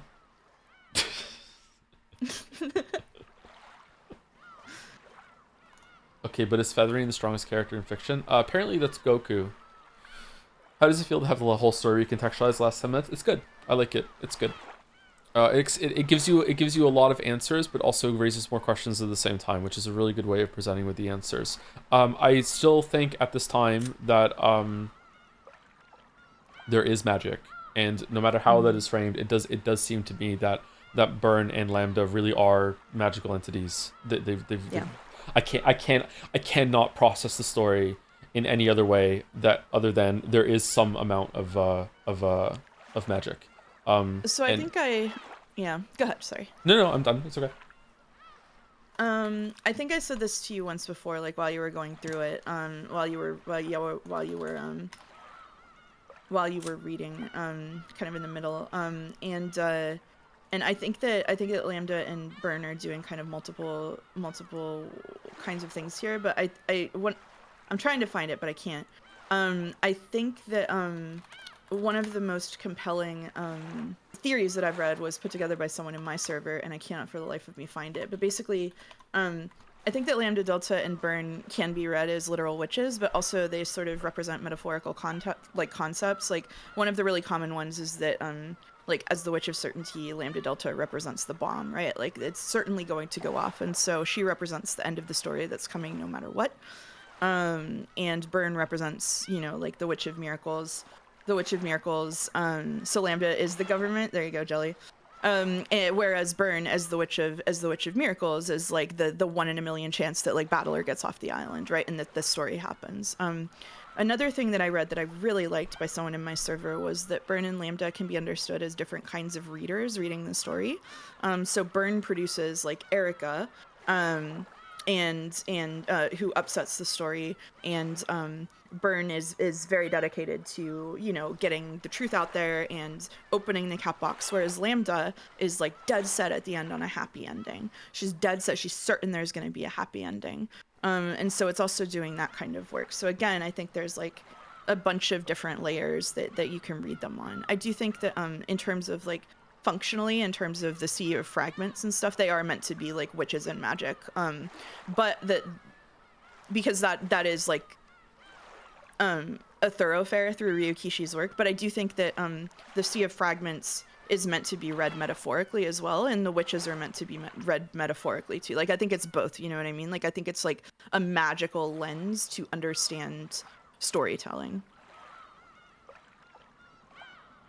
I definitely think it can be both. Yeah, I definitely, just because Yeah. they can be magical entities doesn't mean they can't also be like playing the role of like metaphorical perspectives or anything like that. Yeah, for sure. Yeah. Yeah. And that's what I think. Chad is also producing other stuff. Like they're writing tropes personified, they're Angie's inner conflict regarding her first wish. Like I think Lambda, Delta, and Burn are, unfortunately for you, doing some of the most like sophisticated work in terms of all of the different things that they represent and what the battles between them mean. But Mouse, if it's a metaphor, why are they gay? Because the best storytelling has miracles and certainty. And so having one without the other isn't satisfying. That's why.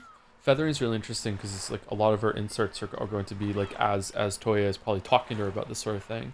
But there's also another path for getting there too. It's easy to focus on Battler, Angie, Beatrice, etc. But it's wild to me how devastating the death of a character like Jessica is. Her simple feelings and focus on a lightweight childhood love become devastating in relation to a brutal death, despite certain parts of his character. I think this applies for George too. Well, yeah, that's where it becomes like why magic is so appealing, because you don't want to accept that. I don't want to say spoilers about something, but like I was talking to Mouse about this yesterday. I think I feel something similar about Expedition 33. Is that I'm not going to say what it is. We'll talk about it tomorrow if we stream it. There's a tendency to like when you realize something and then you're like, oh, this is happening, and then the next step you realize, oh my god, that's horrible. Like you have this pullback where you're like, maybe I don't want that to be true. Like if it is true, like I want to reject that. Like it's the same thing here. Like yeah, like you might have, I don't know exactly when it happened, but there was a part, I don't know if it was in questions or answers, it was a couple episodes in, embarrassingly enough, that when I realized that they were dead forever, like you can hear the realization in my voice when I'm like, oh shit, it doesn't matter what happens anymore. Like they're dead. Like everyone died. Like wait, what? Like holy shit. Like it's really sad. Like Nanjo's sad. Goto's just doing his work. Like he's just showing up just to make food for everyone. And he's fucking dead. Like it's really upsetting. It's really sad. Yeah. Like yeah. I think I'm too exhausted to offer any genuine thoughts. I think it would be in completely poor taste to gloat about what I got right. So I'll just say this. Thank you again. Truly, there are no other words that could get the job done. Thank you, Jelly. Thank you, Jelly. Thank you, Jelly. You were right about a lot of stuff, especially with Angie. Yeah. Well English majored. You need the channel redeem that I have right now. Yep. All right. Is it okay if I wait into saying thank you to people and reading out some messages? Because there's quite a lot of them. Yeah, go for it. Yeah, go Okay. for it. Let me know Alright. if you want me to take over a little bit too. Okay. Take What was favorite. hardest to hold back on? Someone asked what was hardest to hold back on, like through the read through.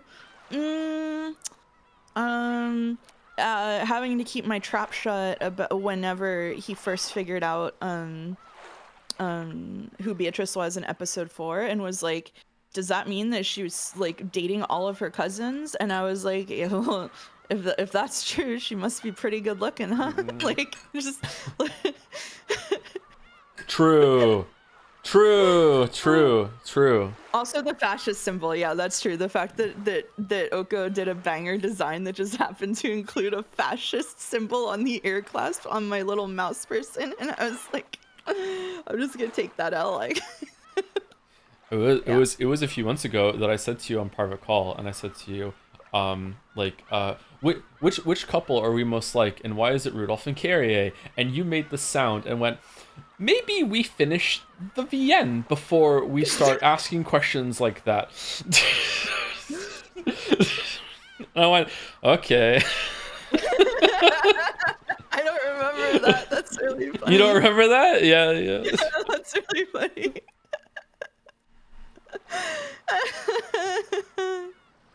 Anyway, thank you to Gugu511 for the resub. So much hate. I've tried sending a sub message thrice and Twitch isn't working. Maybe this one works. Congrats for finishing. This one did work. Thank you very much, Gugu511. Thank you. Thank you, Bizer, for the bits as well. Hello, Joe and Mouse. I would like to point out something that the manga visually conveys that differs from the VN in an upcoming scene. Is it okay if I do that in a follow-up bit message when that scene happens? We're already at the end now, so... So I don't know if you're still here. You don't have to do a bit message on that. You can just link it in chat. I think I think that's fine. Yeah, we'll pin it. It has things it might not be. Thank you to Skunky Emerson for the bits. Thanks so much for reading Umineko and in turn getting me to read it, which made a funny happen when someone looking at my reaction said, you know, you'd be a lot easier to read if we knew what you liked besides Forspoken. To which I asked my friends if I'm actually like that, and they all said yes. Oh no.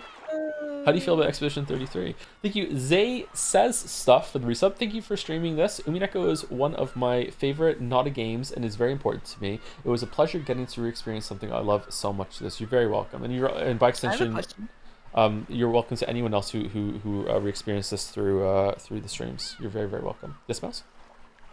What's your definition of a game, again?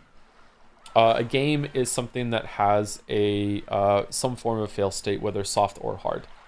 So episode 8 is. Call this a game? I would call episode 8 a game. Yes. Okay. All right. There we go. Episode 8 is a game. Whether episode 8 is a game long enough for the whole thing to be considered a game is not something I'm prepared to talk about right now. I don't know if that would be yes or no.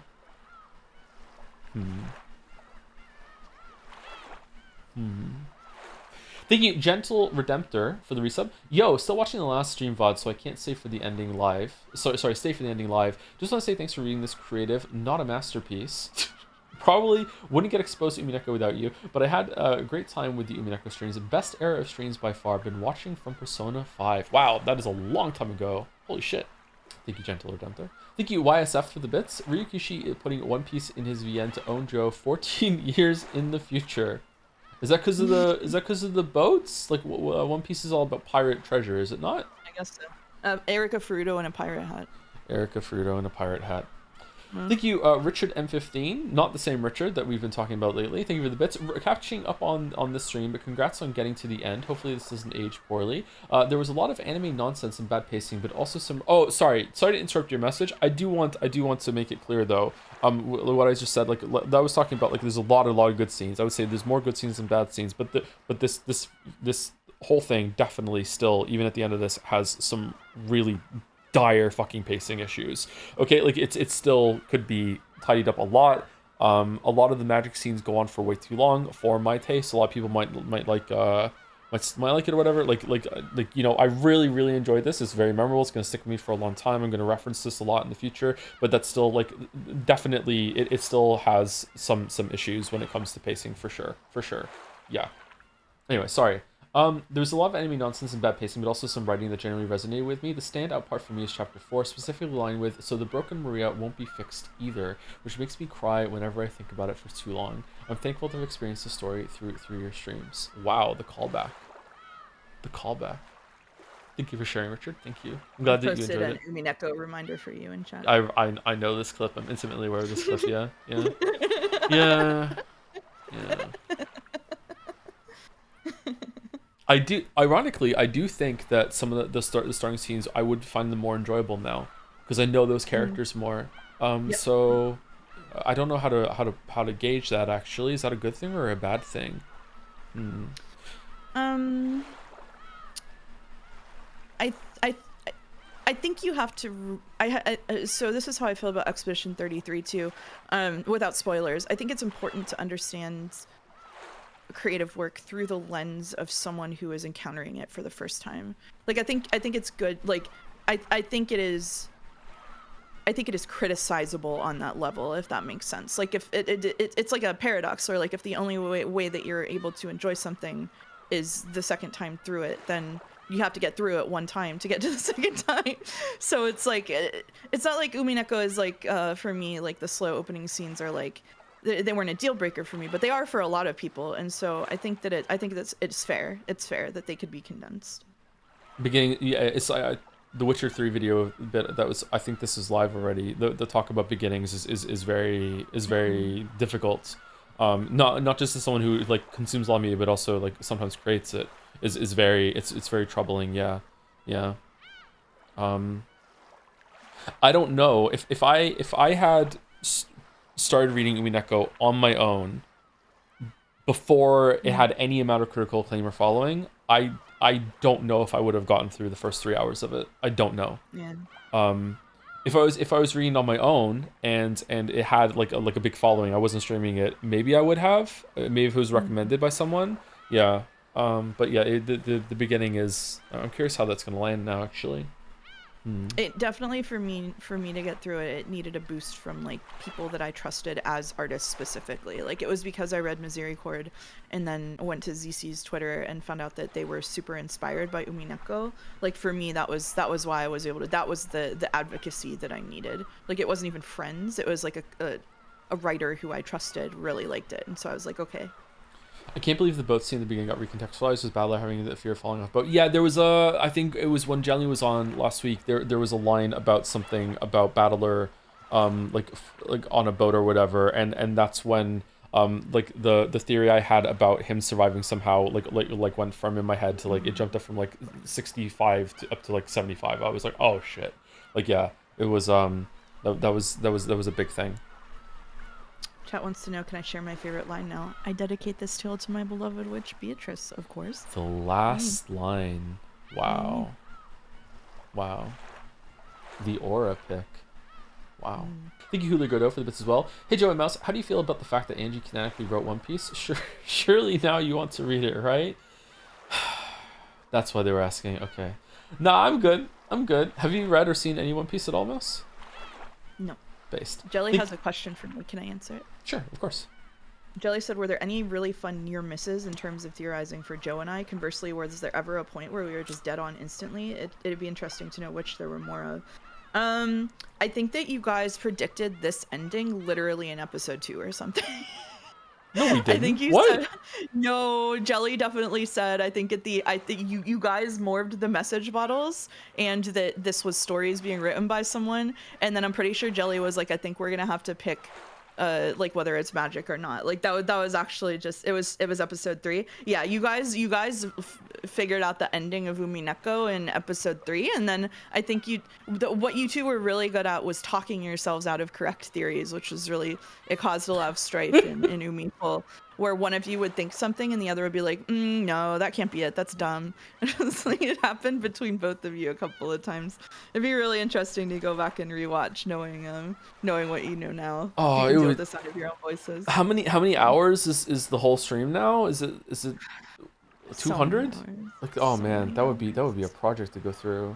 Holy shit. Yeah, at least 200, because it's like it's like 5 to 6 hour streams, and there's 42 of the streams or whatever. So good luck.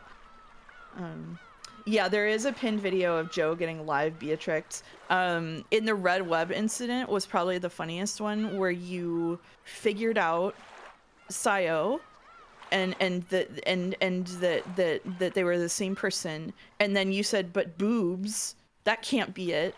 And it took every fiber of my being to not be like, bro has never heard of a binder.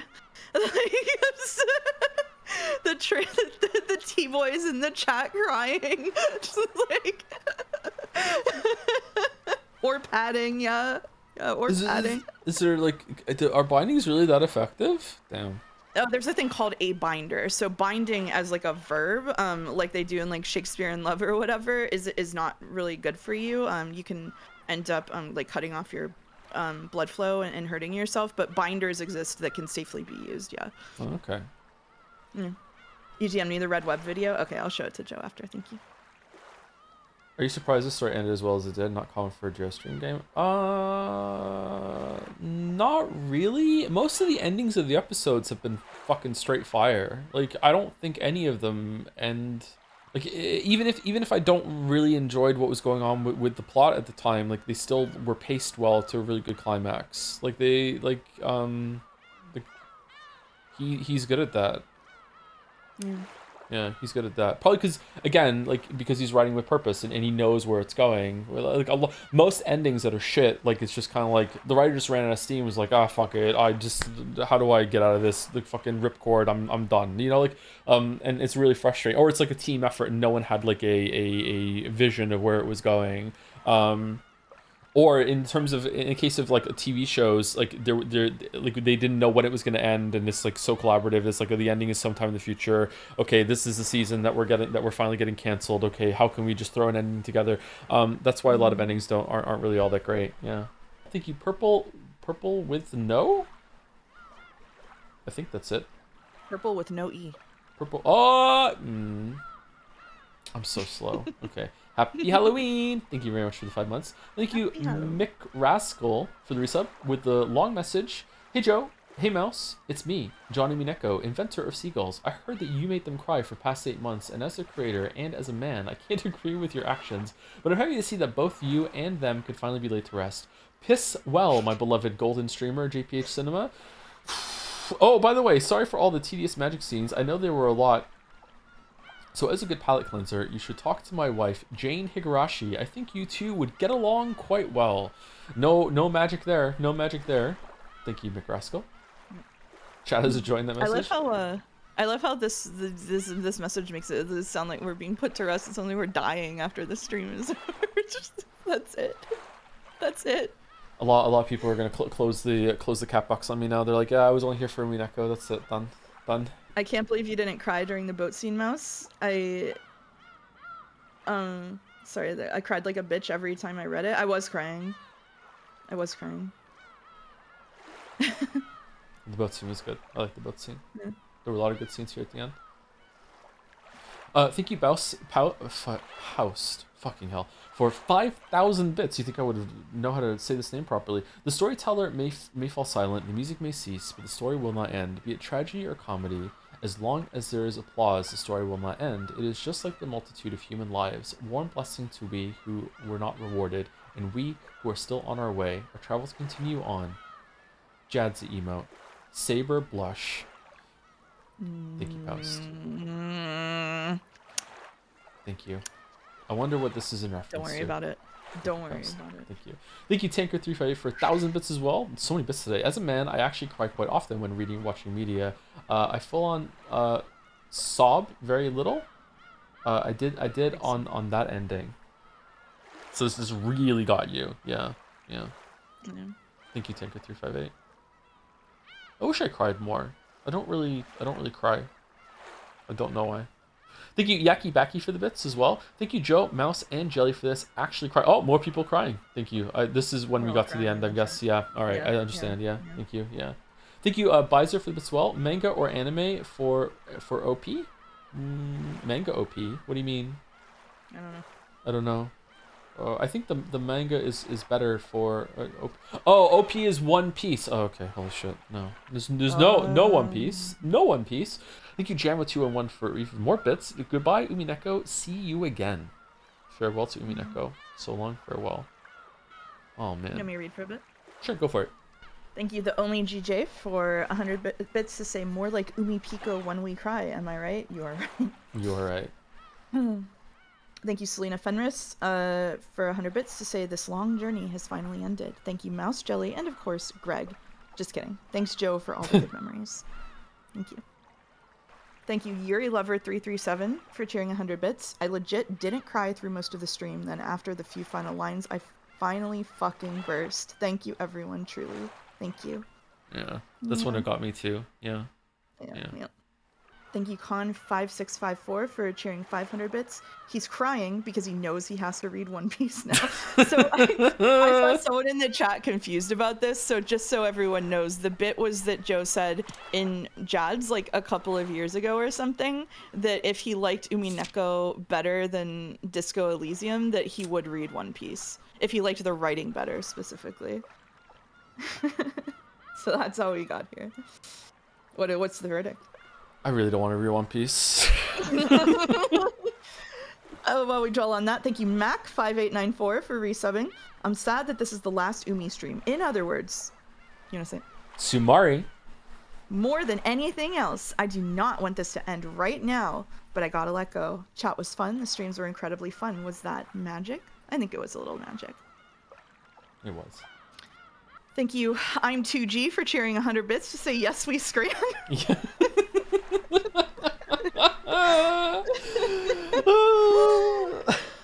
Thank you, Kaylee Gal, for cheering 100 bits. Thank you, too, for this magical journey. I'm glad to at least have been here at the very end. P.S. Get fucked, Steins Gate. Get fucked, Steins Gate. Yep. Get fucked, Steins Gate. But it was necessary for you to get here, so... Yes, it was. Yes. Like Erica Ferrudo.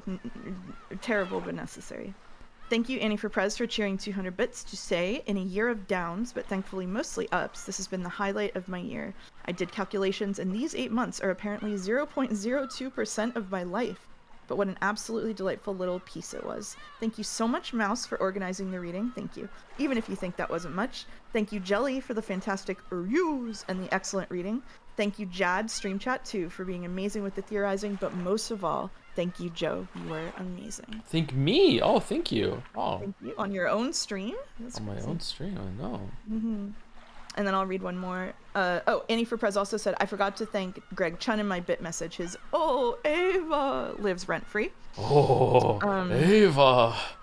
And then one more. Thank you, Puka Boy, for cheering 5,000 bits. Umineko really spoke to me when I first read it years ago. I suffer from a lot of anxiety, especially with things I can't affect or know the truth of, and I benefited from the idea that sometimes you just need to believe in whatever truth keeps you going. I've loved reliving the story again with these streams. Definitely worth leaving Vodland after all these years. For the world's longest leap day, thank you, Joe, Mouse, and Jelly. Remember, everyone, to have love so it can be seen. That's a very sweet message. Thank you, Puka Boy. Yeah, it is. Thank you. Alright, you can take over. There's so much to think about in this thing. Holy fuck. I know. There's so much. Someone wanted this one. There we go. Oh, is it this August one? August said, Mouse, what's the biggest shift in your thoughts on Umineko from the reread, i.e. moments and characters you like, dislike, or whole episodes? Episode 2 was the biggest difference for me, by far. By far, episode 2 was a gigantic change for me. I hated episode 2 the first time. Episode 2 the second time with context was really amazing. Yeah. I guess it was this one. I thought there was one where her standing in front of the moon. I don't know why I liked episode 2 quite well on the first read. I don't know why, because it was a return to being the slowness. I don't know if maybe because there was a lot of doomerism in chat about it, and I don't, maybe it was like it's not that bad. You know what I mean? Like I don't know, yeah. like because chat made me expect a lot worse than it was, and so for me it was like, oh, I was expecting to go back to like Airport Central, and it was like, oh, it wasn't.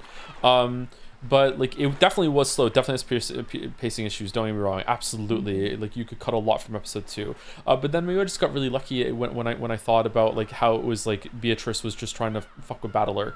I don't know if that's right anymore, but it felt right at the time. So it got me there. Yeah. But definitely slow at the beginning. Yeah. Thank you, Felipe R. Machado, for the bits. What a ride. Thank you, Tom, Mouse, and Jelly, and Greg for this amazing experience. This has definitely been one of the best experiences I've had with the story, and is all thanks to you guys. From the Greg episode to the surprise cackle episode. Oh, remember that? Yeah. That was really funny. One of the best moments I've ever had watching a stream. Thank you for introducing me to this story. I remember doing that. I jump scared so many people on that day. What a delight. Yeah.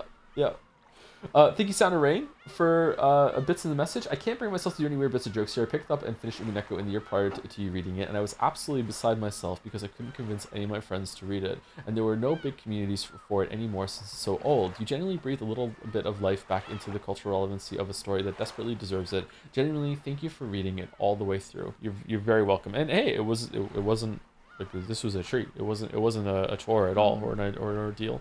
Yeah. What's next now? Tomorrow we are finishing Sakimea and possibly Expedition 33. If not, I'll finish it on Monday or whenever I can stream next. And then I'm taking a week off. And then I'm going to come back with... I don't know if I'm going to come straight back into Donkey Kong Bonanza or if I'm going to do something else first and then go Donkey Kong Bonanza. Just saying the words Donkey Kong Bonanza while this is on the screen right now is just making me feel uncomfortable. But we'll see how it goes. And then I think the next big thing that we're doing is Metal Gear. Is that what we promised? Metal Gear? I think so, yeah. I think we're finally doing Metal Gear. Yeah. Some Pentiment in there, perhaps. Yeah. Thank you, Kevrick Larung, for the bits. All your questions can only be answered truly by another reread. Yeah. Yeah. I don't know if I want to read the answers to the that have been collected about the murder mysteries, or if I want to go back through it. Because I have a general idea of how they all went down, but I don't know for sure about some details, and I wonder if I can figure it out now that I know all the tricks. Yeah. I'd be curious. Thank you, RazeWolf21, for the bits. Is this the same RazeWolf that helped with the document? Yes. Yes. Congrats on finishing. I've been waiting to say this, but about 5's reaction, I think you definitely found the answer sooner during the end of 4 than most. For me, the pure magic of 4 actually made me doubt the mystery completely. 5 is structured in a mean way, where if you haven't solved it, it actually gives you tools, but if you already have, it tries to confuse you. 5 actually saved the mystery for some rather than kill it. Your issues with it were 100% still fair. That's an interesting difference, yeah, depending on where you are in the story. Yeah. Sorry, I was completely, I didn't know how to judge it at the time, completely unaware of it. Yeah. That's normal. It's normal. Don't apologize. It's normal. Ah. Thank you, Drew Cameron, for the resub. Thank you for streaming the finale on my birthday. It's truly the greatest gift that this weeb shit is finally over. Whoa! The rare negative sub in there. Thank you very much, Drew Cameron. Wow. Happy birthday. Happy birthday. What did chat overall think, by the way? Is did we do a poll? What do we think of Umineko now it's over? Is it like its peak or what? Yeah, at August, can we get the Bandle poll, but for Umineko? Thank you, Retinas, for the bits. So, will you be reading One Piece? I will not be reading One Piece. I don't think so. Sorry, I don't think so. Is it possible for me to? What? No, I don't. I'm about to say something, and that'll happen. I was about to say when One Piece is no longer copyright, and I can read it out loud on stream. I will do it. But no. No, don't it might happen. That would take it might happen. 100 years. It might happen. Take you 100 years. If I say it in red, then I'm immortal until it happens, right? Thank you, Pincerata, for the bits. This was such a great journey, and it's amazing to cry with everyone here. I personally felt the most torn up about Sayo's life, particularly on how she viewed herself as furniture and the true meaning behind that. Her whole life is tragic, but finding yourself unfit for love is just the cherry on top of a very painful cake. Sayo's... I'm still reckoning with the conclusion being a tragedy on almost every single front, to be honest. I thought it was going to have a happier ending than what we got. I'm really surprised at first of all, I'm surprised at how short it was at the last scene with the reveal about Battler, and I'm surprised that it went down the way it did. I thought it was going to be more of a reunion, but it's not. It's different. It's like, no. Very bittersweet. Yeah. Yes, it's very bittersweet. Yeah. So I'm still kind of. They did say in red there would certainly be no happy ending. That's true. Yeah, I'm reeling from that still. Yeah. Mm-hmm. Thank you, Sir Kikak, for the bits. I love Magic Ending. It's like the emotional ending of a heartfelt, sincere HBO show in the early 2000s. Is this the? Oh, I see. It's the opposite of what was said about the trick. Okay, I got it. Mm-hmm. Yep. It's very much like 6 Feet Under. Yep, that was a HBO show. Was it Showtime? Dexter was Showtime. It was HBO. HBO was 600. Yeah. Thank you, Jacob Cowley 27 for the bits. If you haven't fill this in on the most important thing, is it better than Disco Elysium? Mao. People really want to know about this. They really want to know that. Yeah. Disco Elysium is definitely has better writing in terms of like Charles Dickens prose. Like it's just a joy to read. There's a lot of poetry. There's a lot of like rhythmic pleasure in Disco Elysium, and not just how it's voice acted. It's just crazy how well written Disco Elysium is in that space. The characters are very lively. They're all very distinct. It also has very interesting conversations and interactions and trees that you can go down. In terms of the story, like what happens in Disco Elysium, with only one exception, Umineko is better. Umineko is better as a story. But the best part of Disco Elysium is like one of my favorite moments of any fiction ever. So I need time to process it and digest. But again, half spoilers for Disco Elysium, how my own journey through that, piecing together some things and realizing at the end in something that can be missable, realizing why the main character was alcoholic, and coming to terms with that, is one of my favorite moments in all fiction ever period. So we'll see how it goes like with this, but yeah, that's like my god, it's really good. And there's way more to like a Disco Elysium than that. Yeah. Thank you, Jack Viking, for the bits. I am ready for the finale. Yes, we scran. Thank you, Adros, I think 05, for the resub. Thank you for streaming this and making me cry. Hey, it's Ryukishi, man. Send your tears to Ryukishi. It sustains him. Thank you very much. Man, what's Silent Hill F gonna be like? Thank you, Kid Shrub, for the resub. Hey, Joe, I've been watching since Danganronpa V3. It feels like this is an appropriate stream to get slightly parasocial and say thanks for everything, for being born. Ah, the music title. The streams and Jads has helped me through a lot throughout the years. It's crazy to me that I read Umi before you, but I only became a weeb enough to read Higu and then Umi as a result of your streams. Wow. Thanks. Wow. Putting some evil on me. Yeah. Yeah. Thank you, Combustible Lemons, for the bits. I liked how there was George at the end. Yeah. A little bit of something for everyone at the end. Something for everyone. Thank you to Neko Broody again for some bits. Umineko was so good, I unironically got baited into reading Higurashi. No, we're not doing it. Nope. No, I'm sorry. No. I will maybe Rose Gun Days when it gets a translation, Siconia if it's finished, whatever. But no, I'm not doing Higurashi. I'm sorry. I'm not. If I am reading Higurashi, I am doing it in a space that it is safe and comfortable for me to put my left pinky on control until like the fucking curry scene is over. Yeah, like that's what I'm doing. Okay, I'm not reading it otherwise. I'm sorry, I'm not doing it. Thank you GoPod11 for the resub. I never thought when I discovered you after watching your Fallout 76 Bugs video, specifically the Invisible Bear. Oh, that's a banger. I would eventually have such a wild emotional journey. Thank you, Joe. Thank you, Mouse. Thank you, Jelly. Thank you, Walrus. Thank you, Wuggy. Thank you, GoPod. Kutrub also says with some more bits. Also, thank you, Mouse, for setting all this up and your amazing voice acting. It's been really incredible, and you did so much work for that. It's just unbelievable. Thank you, Mouse. Oh, thank you. You have been wonderful in many ways throughout this. Thank you. Thank you, Indian Go? I'm not sure, for the bits. My little brother keeps telling me to read One Piece 2. Send help. Thank you, Waywins, for the bits. Thank you, Joe, Mouse, and Jelly. Umineko will stick with me for a long time. I think it will too for me. Yeah. Probably unforgettable, to be honest. Yeah. A lot of really good ideas in here. Thank you, Top Lolly, for the bits. Can you sum up your thoughts on Umineko as a whole using only food metaphors? Appetizer gourami, then very good. Entree good, but ends maybe too much. Dessert good. There you go. Figure it out. Good luck. Thank you, Jelly, for the bits. Thank you again for having me on with you. I don't know how many times I can say it, but I can't explain what honor it's been to be a part of this. Thank you, truly, for letting me join you on this. You're very welcome, Jelly. I'm going to miss these days like a summer break during a hard school year. We'll do some other stuff too, Jelly. It's not over. Thank you very much, Jelly. And we always have Overcooked too. we do always have Overcooked. We always have Overcooked too. And Peak. And no Peak. No, I don't want to. No. Peak streams would go. The last time we played Peak together, there was a part where about every 3 minutes, one of us would do something so fucking dumb, and then would be like, "Oh my god, what if we had streamed that?" You know? Yeah. As a like good thing we're not, right? Right. Yeah. Eep.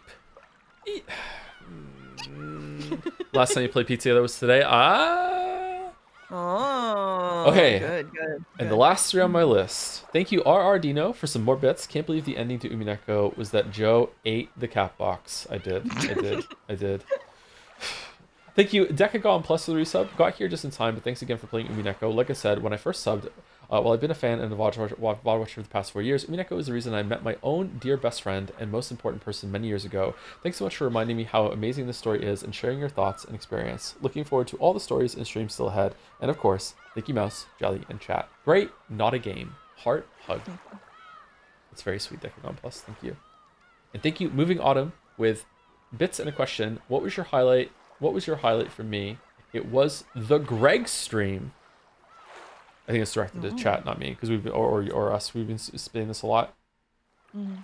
But highlight the best like little bit. Like, if we're going to a tiny fraction, it might be the ending actually, or it might be the part where Erica is talking about her boyfriend. If we can go a little bit out more, I just really love the ending of episode 1. It feels like you're going crazy. It's like wait, what? Like it really hits hard. Yeah, it's so good. And if we can raise it to a whole episode, I think episode 1 is still my favorite. I really like episode 1. Yeah. The surprise Mouse and Moncton bit was hilarious. Yeah, that was pretty good. Yeah, that was pretty good. What do you think about Umineko's message about seeing with love, especially how it relates to people like Kinzo? I really like Umineko, but it's one of the big parts that makes you go, I see what you're doing, but I don't think it worked for me regarding how he's portrayed. I think Kinzo is an example of the VN doesn't do it often, but it does do it often enough that's on purpose. Sometimes viewing something with love is a bad thing. And that's one of the cases that it's a bad thing. Like, you know, in the hardest one for me to reconcile is the way Maria views her life with Rosa with love is probably a bad thing. She shouldn't have to do that. It's good, like it's really difficult to take that away from her because like this is her coping mechanism, is making her life thing, but like she deserves better. Like she should know that she's like not like she should like, you know, sorry, like I'm kind of floundering a little bit, but yeah, like sometimes like it's not always a good thing. And with Kinzo, the thing to understand about like how Genji and Nanjo and Kumasawa are treating the situation with Sayo is that they're looking at Kinzo with love, and they shouldn't be. They should be looking like to Sayo with more love than with Kinzo, and what they happen with Beatrice. But like, whether or not that was an objectively like bad thing is like probably impossible to figure out. But like it worked out okay in that scene. But like fucking hell, like how many times did they view Kinzo with love in the past and facilitated some really bad fucked up shit? You know what I mean? Like so yeah. Like I think that's probably one of the most difficult things. Maybe it's even the most difficult thing to go through the VN afterwards is to figure out when the view something with love statement is a negative instead of a positive. Yeah, I think it's I think that part especially is so when you look at the kind of meta layers on it, the way that she imagines Renove and Vergilia, who are the two magic characters who are just basically straight taken from Genji and Kumasawa, and the way that they are sort of caring for her, and Vergilia especially was you know, like obviously a mentor to her and cared really deeply for her as a kid, and you know, all of these different ways that they were attentive and caring, but you know, at the end of the day they also carted her off to Kinzo, you know, like it's really tough to reconcile. On. Fucking hell. Yeah, they made her put the fucking dress on, right? Like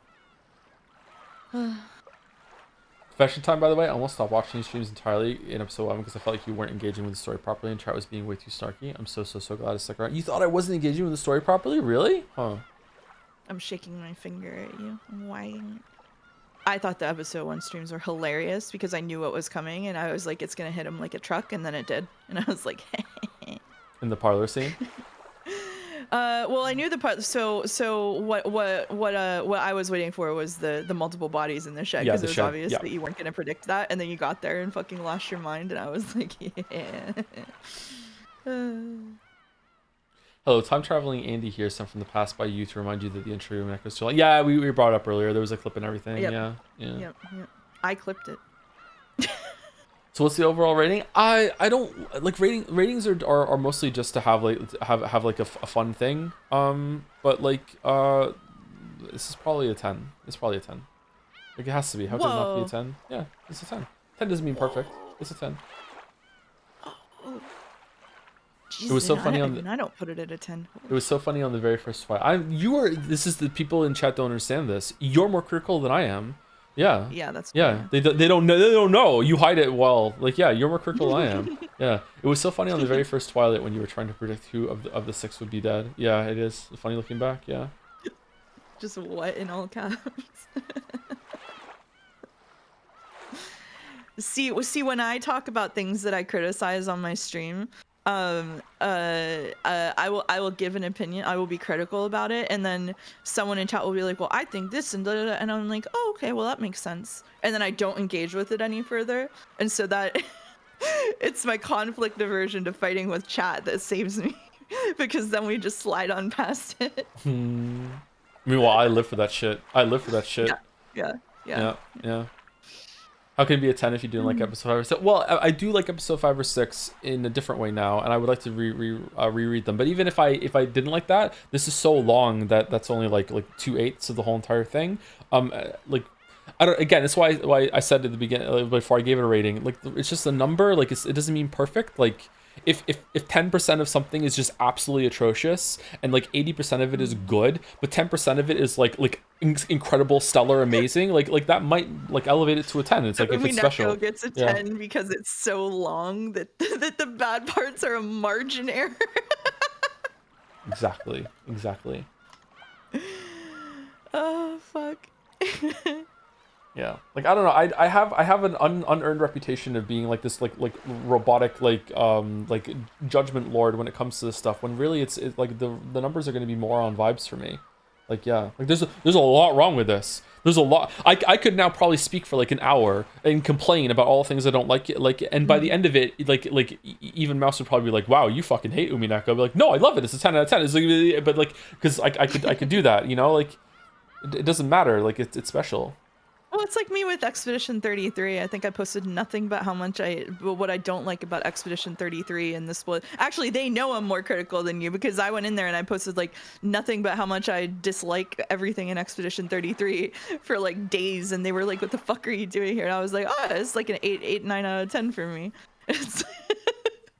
So I get it. Are Chrono Trigger and Final Fantasy 6 10s for you? They were when I was a kid. Now I'm not sure. Like for the time, like I was just talking to Mus about that. Final Fantasy 6 Mus really likes Final Fantasy 6 as well. There's a whole part of Final Fantasy 6 and Chrono Trigger to some extent that like I can never re-experience again because I know where to go. I know what's going to happen. So I can't re-experience it again for the first time as an adult. Now maybe that's good or bad. I don't know how it was, but like there's like in Final Fantasy 6, you saw me when we got to like the second half of that game just immediately go, and then I go here and here and here and here and here. When I was a kid, that was like several play sessions over several nights in 1 week just to be like, I wonder where to go next. I don't know where to go. I'm just going to explore and hope I find something. Whereas it's just like, yeah, I just like boom, boom, boom, boom. I know what to do. Same with Chrono Trigger. So it's harder to judge. Yeah. You ranted a lot about Danganronpa to the point that a lot of people think you hate the series, even though you loved it when you just really critical of them. Nah, I hate Danganronpa. I'm going mask off now. I hate Danganronpa. No, Danganronpa is pretty. I really like the concept of Danganronpa. I really like the structure of Danganronpa. But a lot of the writing in Danganronpa is not very good. A lot of the characters are not very good. But overall, I would get Danganronpa very positive. Like, yeah, Danganronpa is like really interesting to me. I would love for a Danganronpa that is more maturely written, and less anime bullshit. Sorry, I know some of you don't like it when I say that, but that's all I can think about it right now. If you just call it otaku bullshit instead, they'll get less mad about it. Really? Okay. Yeah. Otaku bullshit. Okay, so yeah, are we? They're hung up on the condemnation of anime as a medium as a whole, as opposed to stuff that is like specific to a niche kind of person who enjoys anime. What if I said weeb shit instead? That might be okay. That might be okay. Okay. Are we done? Is there anything else you'd like to say? I'm kind of done. I'm like drained. So like yeah. I will say thank you very much for trusting me enough to come on a stream early, because that was a big leap of trust for you, because it wasn't something that you really did ever before this. Kind of opened the gateway to collabs in general, and thank you for letting me continue to come on, and thank you for everything along with it, because this has been really special for me. You have to say thank that. you, chat, for putting up with me. Thank you. Thank you for coming on. Thank you for all the help. Mm-hmm. Thank you for all the voice assignments, everything. Thank you very much. Mm-hmm. All right. That's all. Is Walrus live? I'm going to assume yes. I'm going to go push it through. Oh, thank you, Simple, for the bits. Truly a life-changing set of streams. Truly. True. True. Possibly the final Umi news.